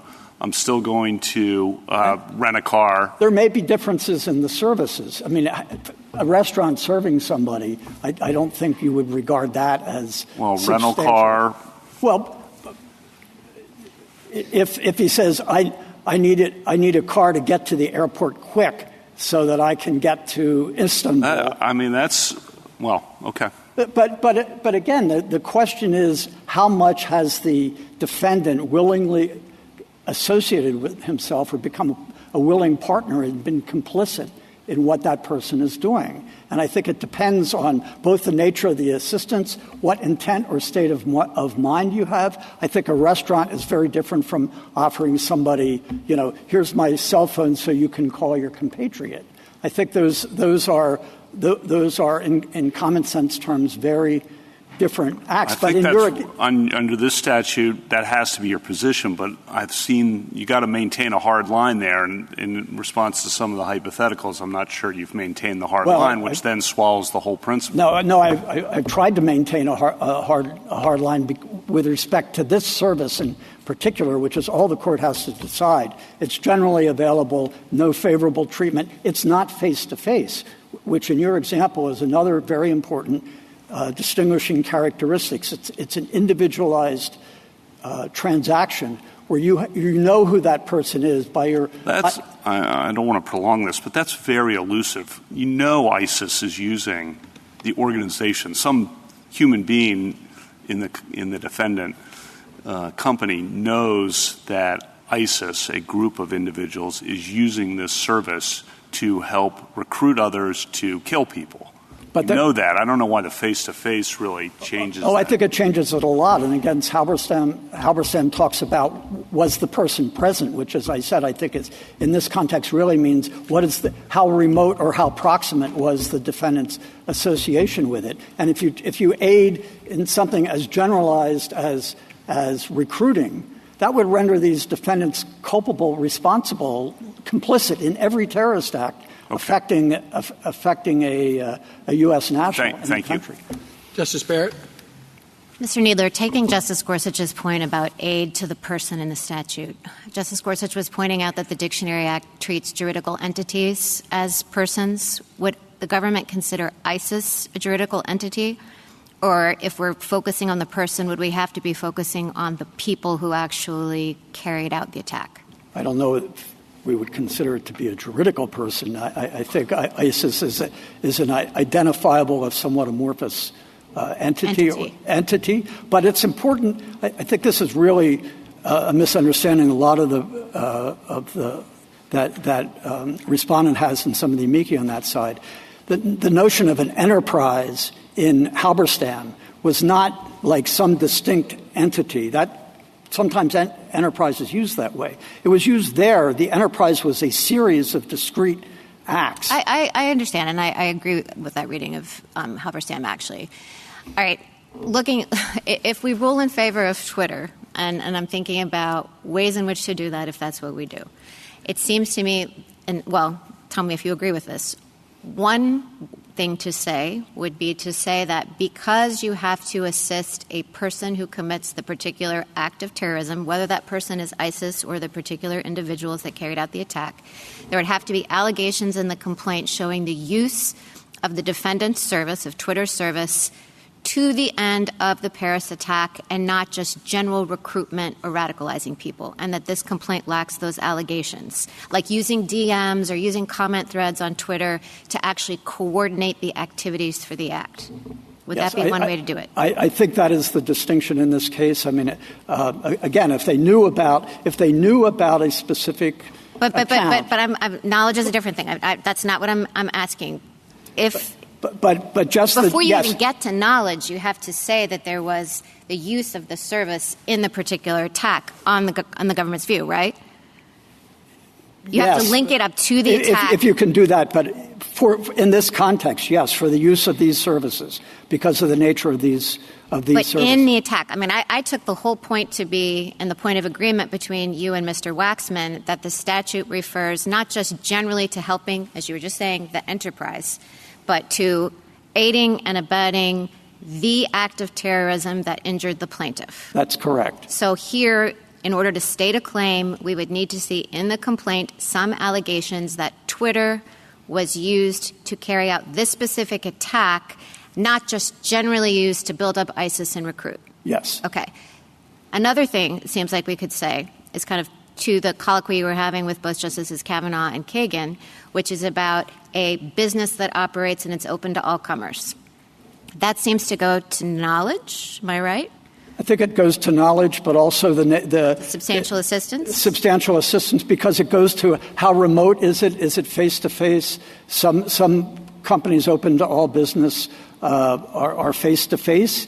Some are not, like this is automatic. So it could be a little bit trickier, but an opinion to that effect might have to say something like, if the defendant is a business that's open to all comers, a page company, PageNet, or the phone service, or a bank, or Twitter, social media company, there has to be some allegation of what? Specific knowledge? Specific knowledge, some specific action with respect to that particular person or that particular act. I want to be clear. I don't want to be taken to be saying absolute rules for every situation. The points I'm making here about... But I thought you said it would be helpful to give lower courts some way to dismiss these cases without wading into the facts. And it seems like the first thing I said, which was about linking up attacks, wouldn't serve that end. Because it sounds like you were saying that you thought it would be helpful to have a holding that related to generally open businesses. Am I right? Again, because of the banking example, a bank may hold itself out to be open to all comers, but in the context of conducting that business, they may have an individualized encounter. You don't just open an account in most banks online or get a loan online. There's going to be some back and forth by which the bank will get to know something about the person it's doing business with, or know that person is affiliated. Sure, but that goes to the point of knowledge, right? Well, it also goes to the nature of the nature of the assistance. Yes. Yes. So here, the primary point I'm making here is about these businesses, which are open to the public on an automated way, without any occasion or ability for an individualized determination about... Sure. So I wasn't suggesting that you were asking us to say any business that's generally open to the public can never be liable. But any business that's generally open to all comers, absent some allegation of more specific knowledge or specific interaction, cannot be liable under JASTA. Yes. And one other point I'd like to make, I think it is possible, and as I think Ashley and Kaplan show, in that situation, it doesn't necessarily require that you know that a particular person is going to commit a particular act. If you know, because of the proximate relationship with the person you're assisting, that they're a group of acts that they are about to commit, or that they have an ongoing practice of committing, you don't have to know of the specific act in that situation. That's why I think it is context specific. But this is banks are what you're worried about. Banks is what the government is. We are worried about, and the cases, some of them have been dismissed, and we think it's important for them to be able to be dismissed, where you don't have the sort of knowledge or intent, the state of mind, the things that go to whether this bank... You want to make sure the banks aren't automatically dismissed. Like, you're trying to make sure that whatever we said about social media companies wouldn't get banks off the hook when they had those kinds of special relationships that you're talking about. Yes, special relationships and knowledge. It's not just banks. There could be other institutions. Charities are another one. Charities both in their own right, operating in problematic... So I've been kind of going back in my mind to where I started with Mr. Waxman in terms of separating out knowledge and substantial. And in listening to you, it was very clear that you are putting a lot of stock in substantial. And I was trying to figure out why that is. And I went back to Halberstam, and I'm looking at the opinion, and I'm noting now for the first time that after the court in the aiding and abetting section lists the three elements, it very quickly disposes of them. And in particular, with respect to the third element, it just says, the district court also justifiably inferred that Hamilton assisted Welsh with knowledge that he had engaged in illegal acquisition of goods. Then it goes on to say the only remaining issue then is whether her assistance was substantial. So all the factors and all the things you've been talking about are insubstantial. So it seems as though, at least per this opinion, the only real knowledge is of the kind that you're talking about with these banks. If they have a personal relationship and they know that this person or somebody who's using their services has engaged in illegal activity. Is that the government's position? Yeah, I don't think I think in Halberstam that was an easy line to draw because she was obviously integrally related, as the court said, in what he did. I think there are situations, but I don't think the court needs to reach it here because I think this case could be decided on the basis of substantial assistance applying the objective But factors. It seems like substantial is harder. Substantial is where all the 6 factors come in. I'm trying to say if we have a third that's knowledge, and according to Halberstam, if you don't even have a knowledge that he was engaged in the illegal acquisition or was a gangster or was a terrorist in a way, that should be enough, right? I'm sorry. I was taking the question to be about Halberstam itself. Yes, if you don't have knowledge that or that would even go into prong 2 if you don't have a general awareness. No, you might have a general awareness that Twitter or your services are being used in terrorist activities. Right. What you may not have, according to this, is knowledge that with respect to the attacks that the person is now accusing you of assisting, you were helping those people who were involved in that act. Is that enough to get you out? I think you could look at it that way, yes, because of the attenuation. Knowledge, I think knowledge would ordinarily entail some concrete or some immediate perception that what you're doing. But one final question is just with respect to this notion that Justice Gorsuch brings up about the person. I'm wondering whether the concern about that I hear from both you and Mr. Waxman is that if you're focusing on the person who committed such an act of international terrorism, which is what the statute says, that it seems to take the focus away from the act itself. So that conceivably, if you separated out the clauses, aiding and abetting the person who committed such an act, it's almost like Justice Kavanaugh's materiality statute in the sense that you could, I guess, aid and abet a person who committed the act, even if it's not with respect to that act, because that's not what the statute seems to say. And so the reluctance, I think, is in focusing on the person in that way. Yes, I think that is fair to say. And even focusing on the organization is acting through an individual in the commission of the act. And the criminal aiding and abetting statute says that somebody who commits a criminal act or aids and abets its commission, referring to a specific criminal act. And here the definition of terrorist activity, I think it is, says it's activities that involve violent or dangerous acts. And if we don't stay focused on the acts, then we get worried about Justice Alito's hypotheticals, where you might be aiding and abetting a person who is engaging in certain things, but you aren't really assisting in those things with knowledge. Right. It has to be the act itself has to be culpable, which is why the definition of terrorism refers to acts that are punishable by the criminal law. And so whether you focus on is it the person who committed the act or the commission of the act, I think in that sense it all comes to the same thing. Thank you, Mr. Kneedler. Mr. Chief Justice, and may it please the Court, I'm going to like to waive my 2 minutes of silence to move the process forward. Granted. I hope you won't make me regret that. And I'd like to respond to some of the questions that were asked earlier. I'll try to do this in seniority order. So I'd like to start with a question that you asked about trying to understand what the government's position was and the multiple factors that were there. I think that question really went to the heart of the difficulty with the government's position. The Halberstam factors, there are 6 of them. It's complicated.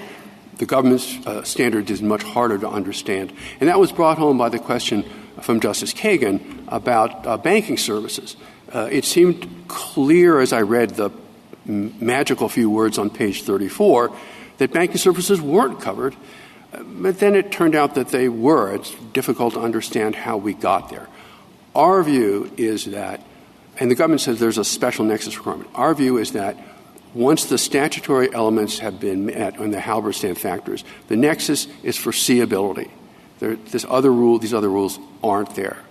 It's not as simple as you might have hoped. We still have the 6 factors, but it stops there. Now, Justice Alito made the point earlier on, and we think this is very important, that Halberstam has, as you put it, I wish I had thought to say it as well, essentially statutory status. The courts are directed to use Halberstam. And that's been particularly important with regard to a number of the questions here, one of them being whether the assistance has to go to assisting the particular act that harmed the plaintiff. The Halberstam facts fail that standard. And you may want to hold that in general, aiding and abetting requires assisting a particular act, and you may want to overrule Halberstam when it gets here. But Halberstam is the standard, and it says aiding and abetting an enterprise. And a number of the times, as my friends articulated the standard they were asking the court to adopt, they would articulate a standard that would require you to conclude that Halberstam was wrongly decided. Justice Kagan, you asked, and you framed this as a hypothetical, and I want to respond that it's not. You asked what would happen in a case far afield from this, in which a defendant said they really weren't going to do much of anything at all, even though they know that they were assisting terrorists. There's a factual dispute about this, but the contention in the complaint is that that was really going on, that this policy was just window dressing. The complaint specifically alleges that unless someone came to one of the defendants and identified a particular post that was from ISIS, they would not do anything. They wouldn't look for posts on their own. Mr. Schnapper, you want to cut to the chase, and I appreciate that. So let me ask you this. With respect to your claims that Twitter knew about these things and it didn't do anything, how do you survive Section 230?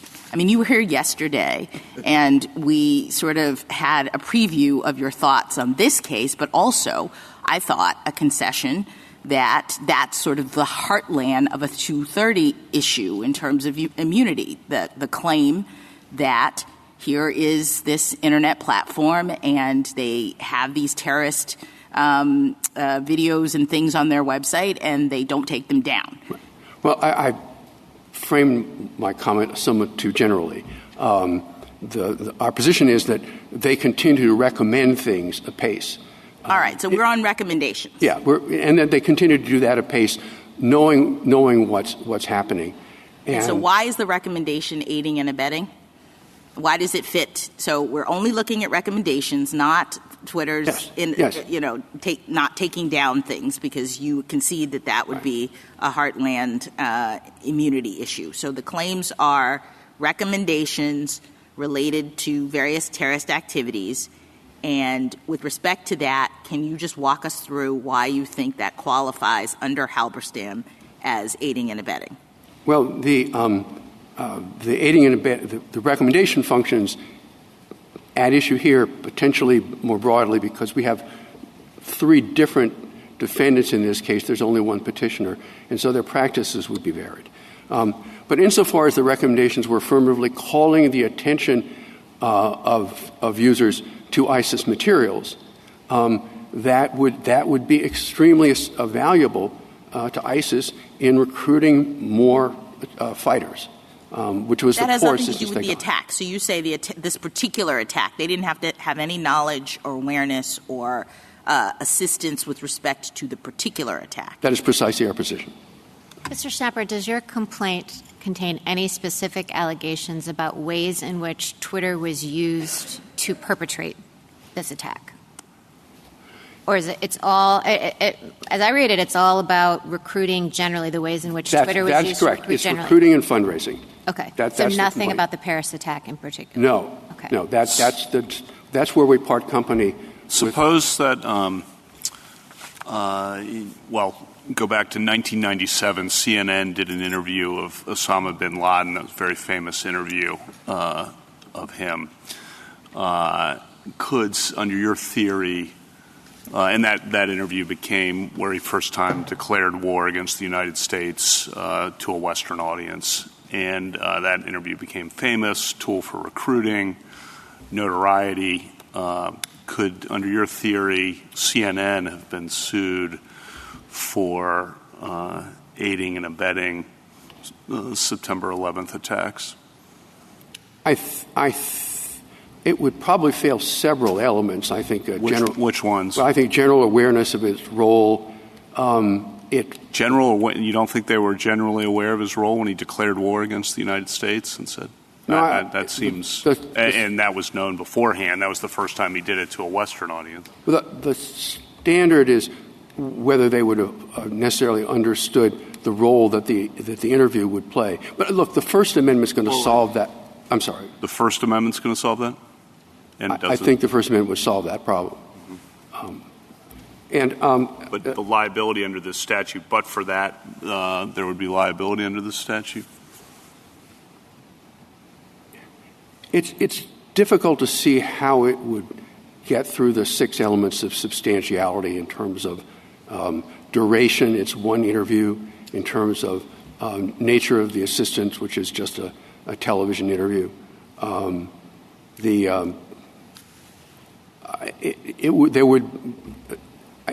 think it usually would not, but I think the First Amendment would be a different tack. Just more generally, yes. I think you've heard Mr. Waxman and Mr. Kneedler talk about businesses that provide services on an arm's length basis to a variety, all comers, and not on a favorable basis. So how does that involve aiding and abetting a particular act when, even though you know, okay, this person's a bank robber, this person's a terrorist, they use my communication services or whatever else it may be, you don't know they're going to use it for a particular act. So how do you get around that? And then the implications of that, I think, that they raise are this would put a heavy burden on a wide variety of businesses to try to ferret out more information about their customers to prevent liability under this kind of statute. That's a lot of questions. I'm not going to get to. I don't mean to cut you off. I'll do the best I can. If it's not responsive, just tell me. Yeah. The general business. Yes. It's not connected to a specific act. Right. Why liability? Okay. So first of all, it's our position, as I've said, that the assistance doesn't have to be connected to a specific act. Nothing that Hamilton did in Halberstam assisted any particular act. It was all after the fact. With regard to it being a general... That wasn't I'm sorry to interrupt, but that wasn't a business of the kind that I was hypothesizing. Yes, I understand that. I'm sorry if that wasn't responsive. The fact that a defendant is a general business open to all comers could be very relevant to knowledge. If someone just shows up and wants to rent a pager or buy a pager or whatever the technology, it's unlikely that the defendant's going to know that they're dealing with a terrorist. But there was a hypothetical. Osama bin Laden walks in and says, "I'd like to buy a laptop with the capacity to maybe a satellite cell phone," and I think they would know that this was going to be used for terrorist purposes. They wouldn't know the specific act. Our view is they don't have to know that. And how's it different from a material support statute, which are distinct language? The material support statute is both broader and narrower than aiding and abetting. First, the material support statute doesn't require a showing of general awareness of the role that the support may be playing. Secondly, the aiding and abetting statute requires you to work your way through the 6 factors that we've been talking about, and that's not required under material support. Conversely, aiding and abetting can include encouragement, and that would not be material support. So they're just different. And I think Congress chose to use aiding and abetting rather than just strict liability for material support that causes harm because it wanted to use that more nuanced set of rules for aiding and abetting. I mean, I would have thought that there's a simpler answer to how is the material support statute different. Is the material support statute says when Osama bin Laden walks in, you can't give him the money to buy a hospital either, right? It has just nothing. In other words, it says there are some people that even when you know it doesn't have anything to do with their terrorist activities, you can't support their non-terrorist activities. And that's what the whole theory of the material support statute was. It was to prevent people from giving money to Hamas to build houses. I amend my answer to include that point. What about this? What about this point? What about this point? Because I'm still a little confused about your disclaiming that the support that is being given has to run to the act. So we have Osama bin Laden coming in to rent a satellite cell phone. You say the sellers don't need to know that he will use the phone to commit a terrorist act, but I take it that you're also saying that he doesn't actually have to use the phone to commit the terrorist act. They could still be on the hook for assisting him even if he doesn't actually use the thing that they have provided in the act that injures your client, right?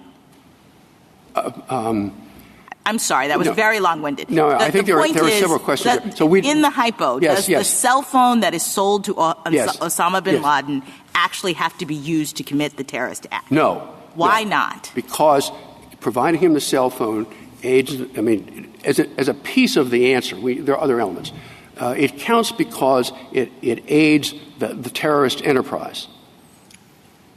That's the formula that we're advocating. Because he uses it to make calls to other associates and to fundraise and that sort of thing. So he uses the phone for other things that are unconnected to the act, and you're saying that's enough. Yes. But would you have to allege that? Or could you just say does the complaint have to show, so let's say the complaint doesn't say he used it in the particular act. Would you have to have allegations that the phone was used to call associates and other things, or is it just enough that you know Osama bin Laden is a terrorist and you allege that this phone was sold to him?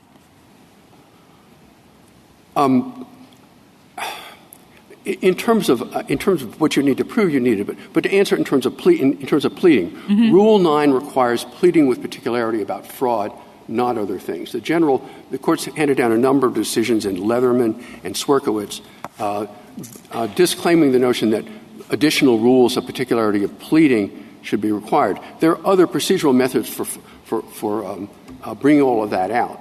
But the general trend in pleading since the abolition of the field code is not to require specific allegations of that sort.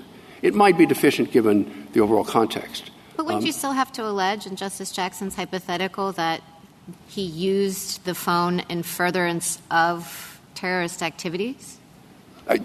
Couldn't just say he sold him a cell phone and have that be enough. You would probably need to say that, although it would be fairly implicit in his name. But yes, but sure, I think that would be the better way to plead it. But if I could follow up on a question that you asked, one of the points the government officials have made in testimony, some of which we've quoted, is that of the overall cost of running a terrorist organization, the cost of a particular attack is a very small part. Running terrorist organizations is very expensive. It involves fundraising. There are lots of salaries. There's travel. There's bribery. There's forging documents. That's why it's so important that the court hold that the entire enterprise being aided matters. If you limit the aid that matters to the tip of the spear, you've written out of the statute almost all the assistance that matters, and you shouldn't do that, in our view. Counsel, I understand you have abandoned the claim against Google based on its failure to remove ISIS material. But you haven't done that in this case with respect to Twitter? We're not advancing that view. That's because of the procedural posture of the case, which is it wasn't decided on 230 grounds. It was decided on aiding and abetting grounds. The 230 issue was then remanded. We just never got there. So it just hasn't come up. But we would not be advancing that argument on remand, to be clear. Okay. So what argument are you advancing? Meaning, what's the aiding and abetting if it's not the failure to remove? The aiding and abetting would be the various recommendation functions that we talked about yesterday. They're different for different entities, but the distinction between affirmatively recommending as opposed to just posting, we think that's the distinction that the statute draws. I think I owed you a few more answers. Justice Gorsuch, you asked whether the answer to the case could be found in treating the word person as referring only to the individuals. And we think the answer to that is no. The purpose of invoking the Dictionary Act was to make it clear that a terrorist organization could be the person who would be covered by the statute. And I should note that the statute itself, before we get to those last words, talks about one of the premise acts that has to have occurred is authorization, planning, or committing the act by a terrorist group. This is an act that was committed by the terrorist group. They didn't have a passing role. They selected Masharipov. They sent him to Istanbul. They told him to wait as a sleeper agent. They apparently supported him while he was there. Somebody brought him a gun and stun grenades. And then the evening of the attack, a few days before the attack, he was told the attack's going to be on New Year's Eve, and there was communication back and forth.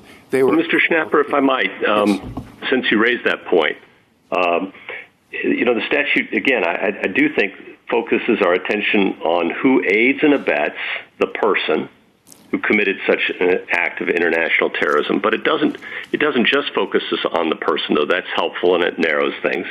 It also says he must knowingly provide substantial assistance. So it does two things. It focuses on the person, and it focuses on the mens rea, and then it focuses on the actus reus about substantial assistance. So I see all three of those things, not just the person, but all three of those things in the statute.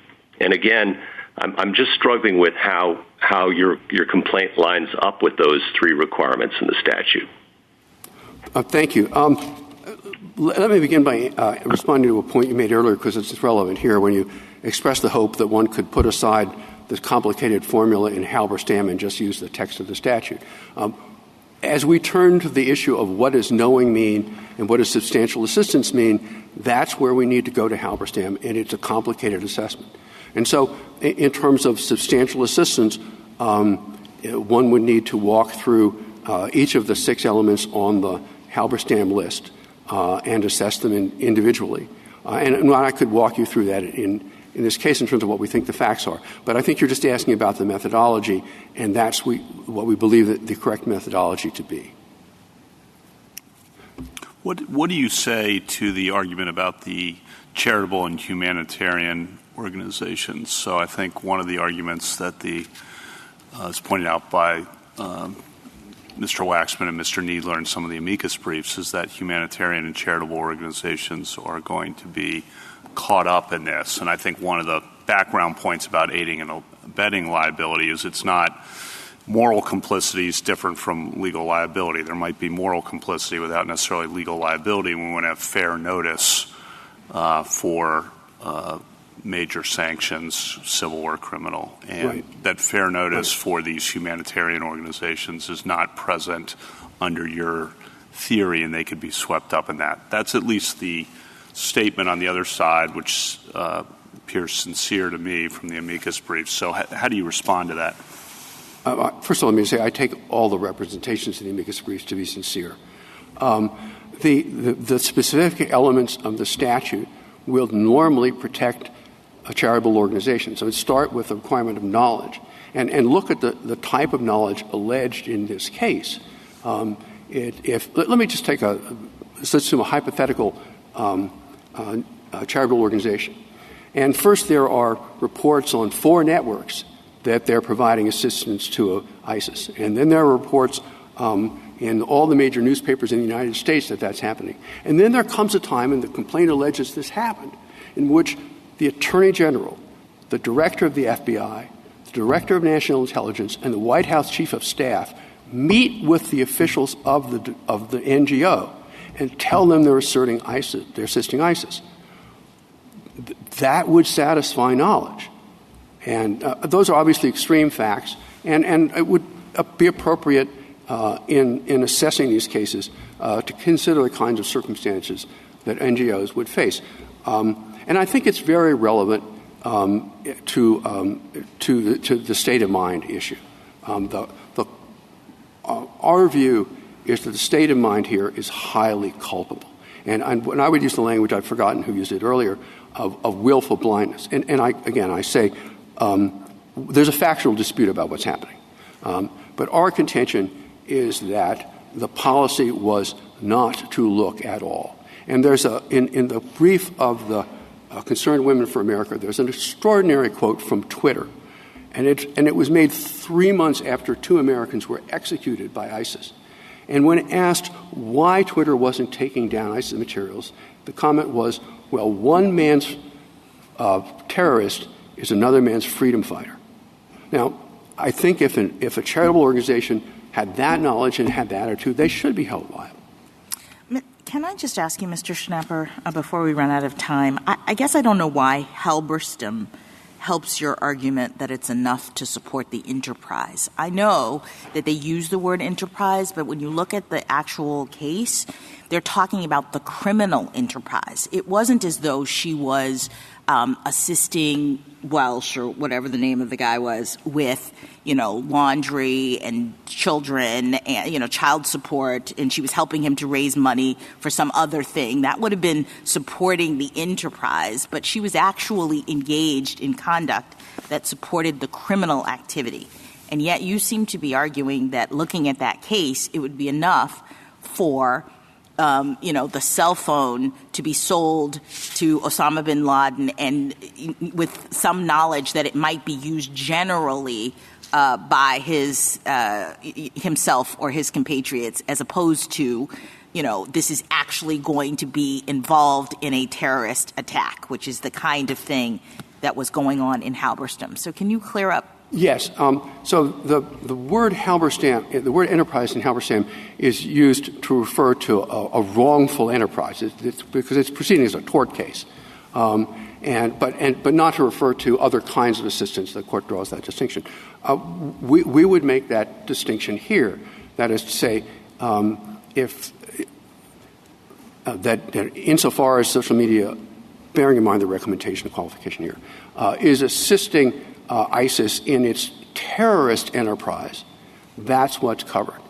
And that's the claim we're making here. So I think I don't understand. I mean, wouldn't in the Welsh case, her taking care of his children be assisting him so that he doesn't have to be at home at night? He's actually out committing robberies. She would be assisting his, illegal activities.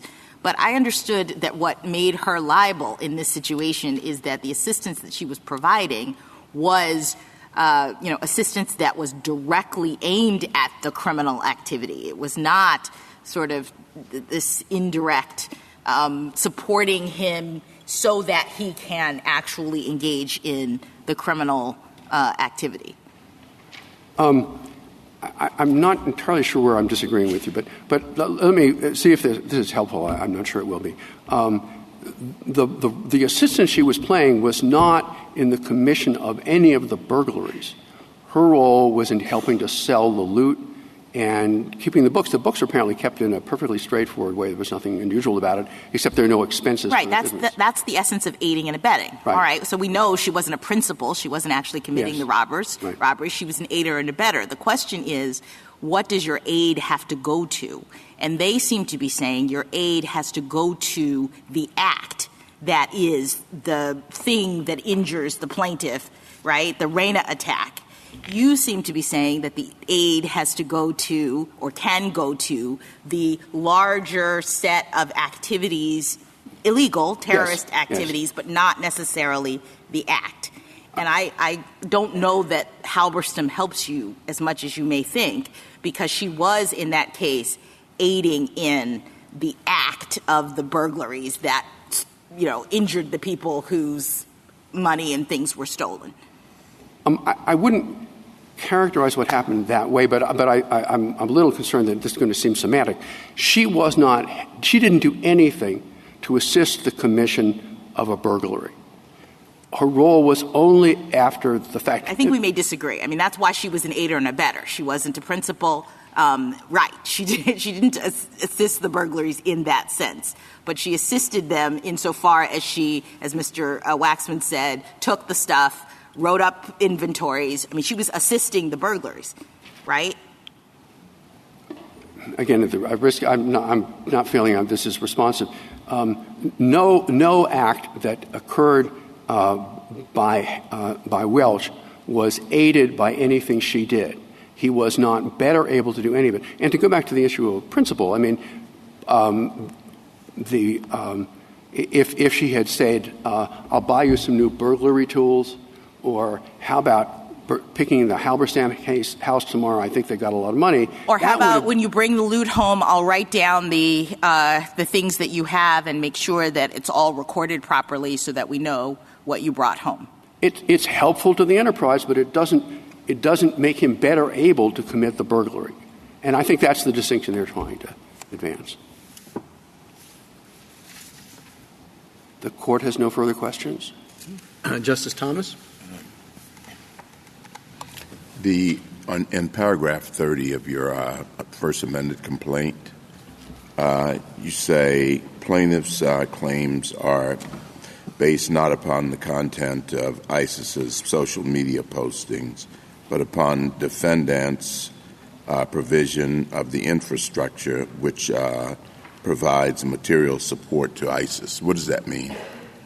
Well, I don't think when this is written, it's trying to parse out the distinction we're now making in terms of the role. But I think the thrust of that was to be that insofar as an assertion was being made against the social media companies, is that they were helping to propagate that content.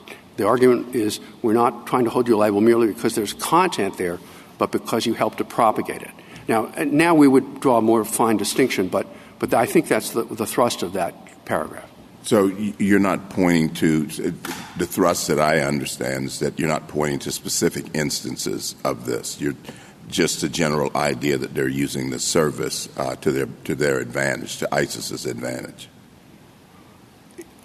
Yes, let me give you a more fulsome answer to that. One of the arguments that the defendant makes is it's not enough to allege that there were 50 or 70 or 90,000 ISIS accounts. You have to name some. Mm-hmm. We do not think that the Federal Rules of Civil Procedure require that. Indeed, the whole gravamen of the problem here was that it was possible to identify tens of thousands of these, and they weren't doing – but they weren't using that capacity. There was one instance in which the hacker group Anonymous took down several thousand ISIS accounts at Twitter.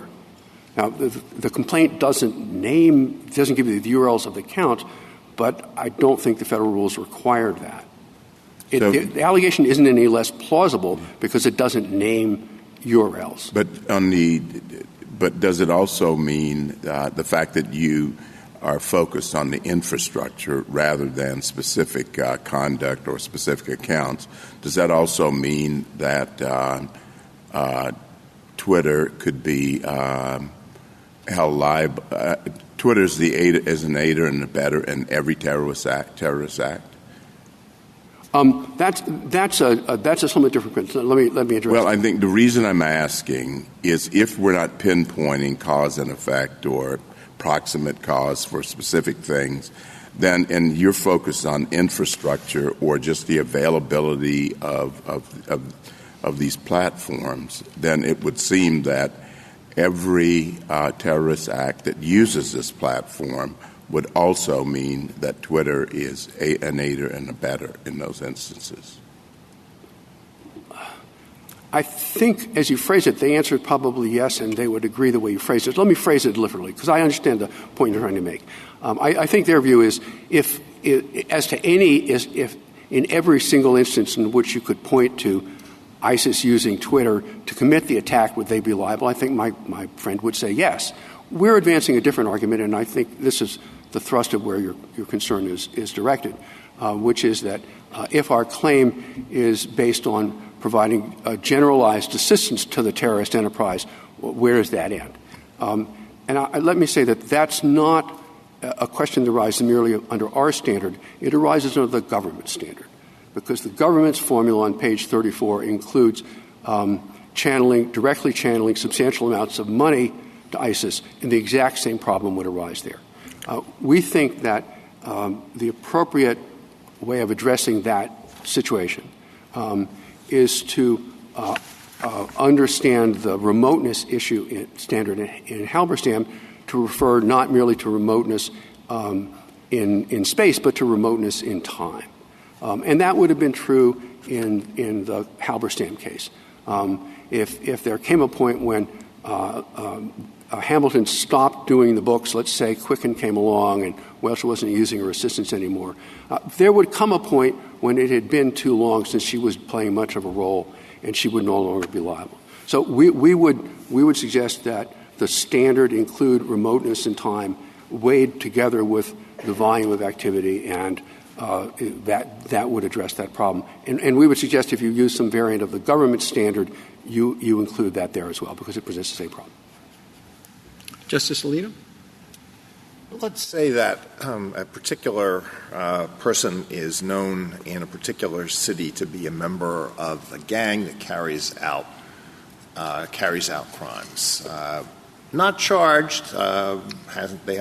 Prosecution hasn't been able to amass enough proof for a criminal charge, but it's pretty well known, suspected that that's what this person is doing. The chief of police from the town goes to the cell phone provider and says, look, this gang uses cell phones in carrying out their crimes, cut off their service. Goes to the internet service provider and says that sometimes they use emails, cut off the email.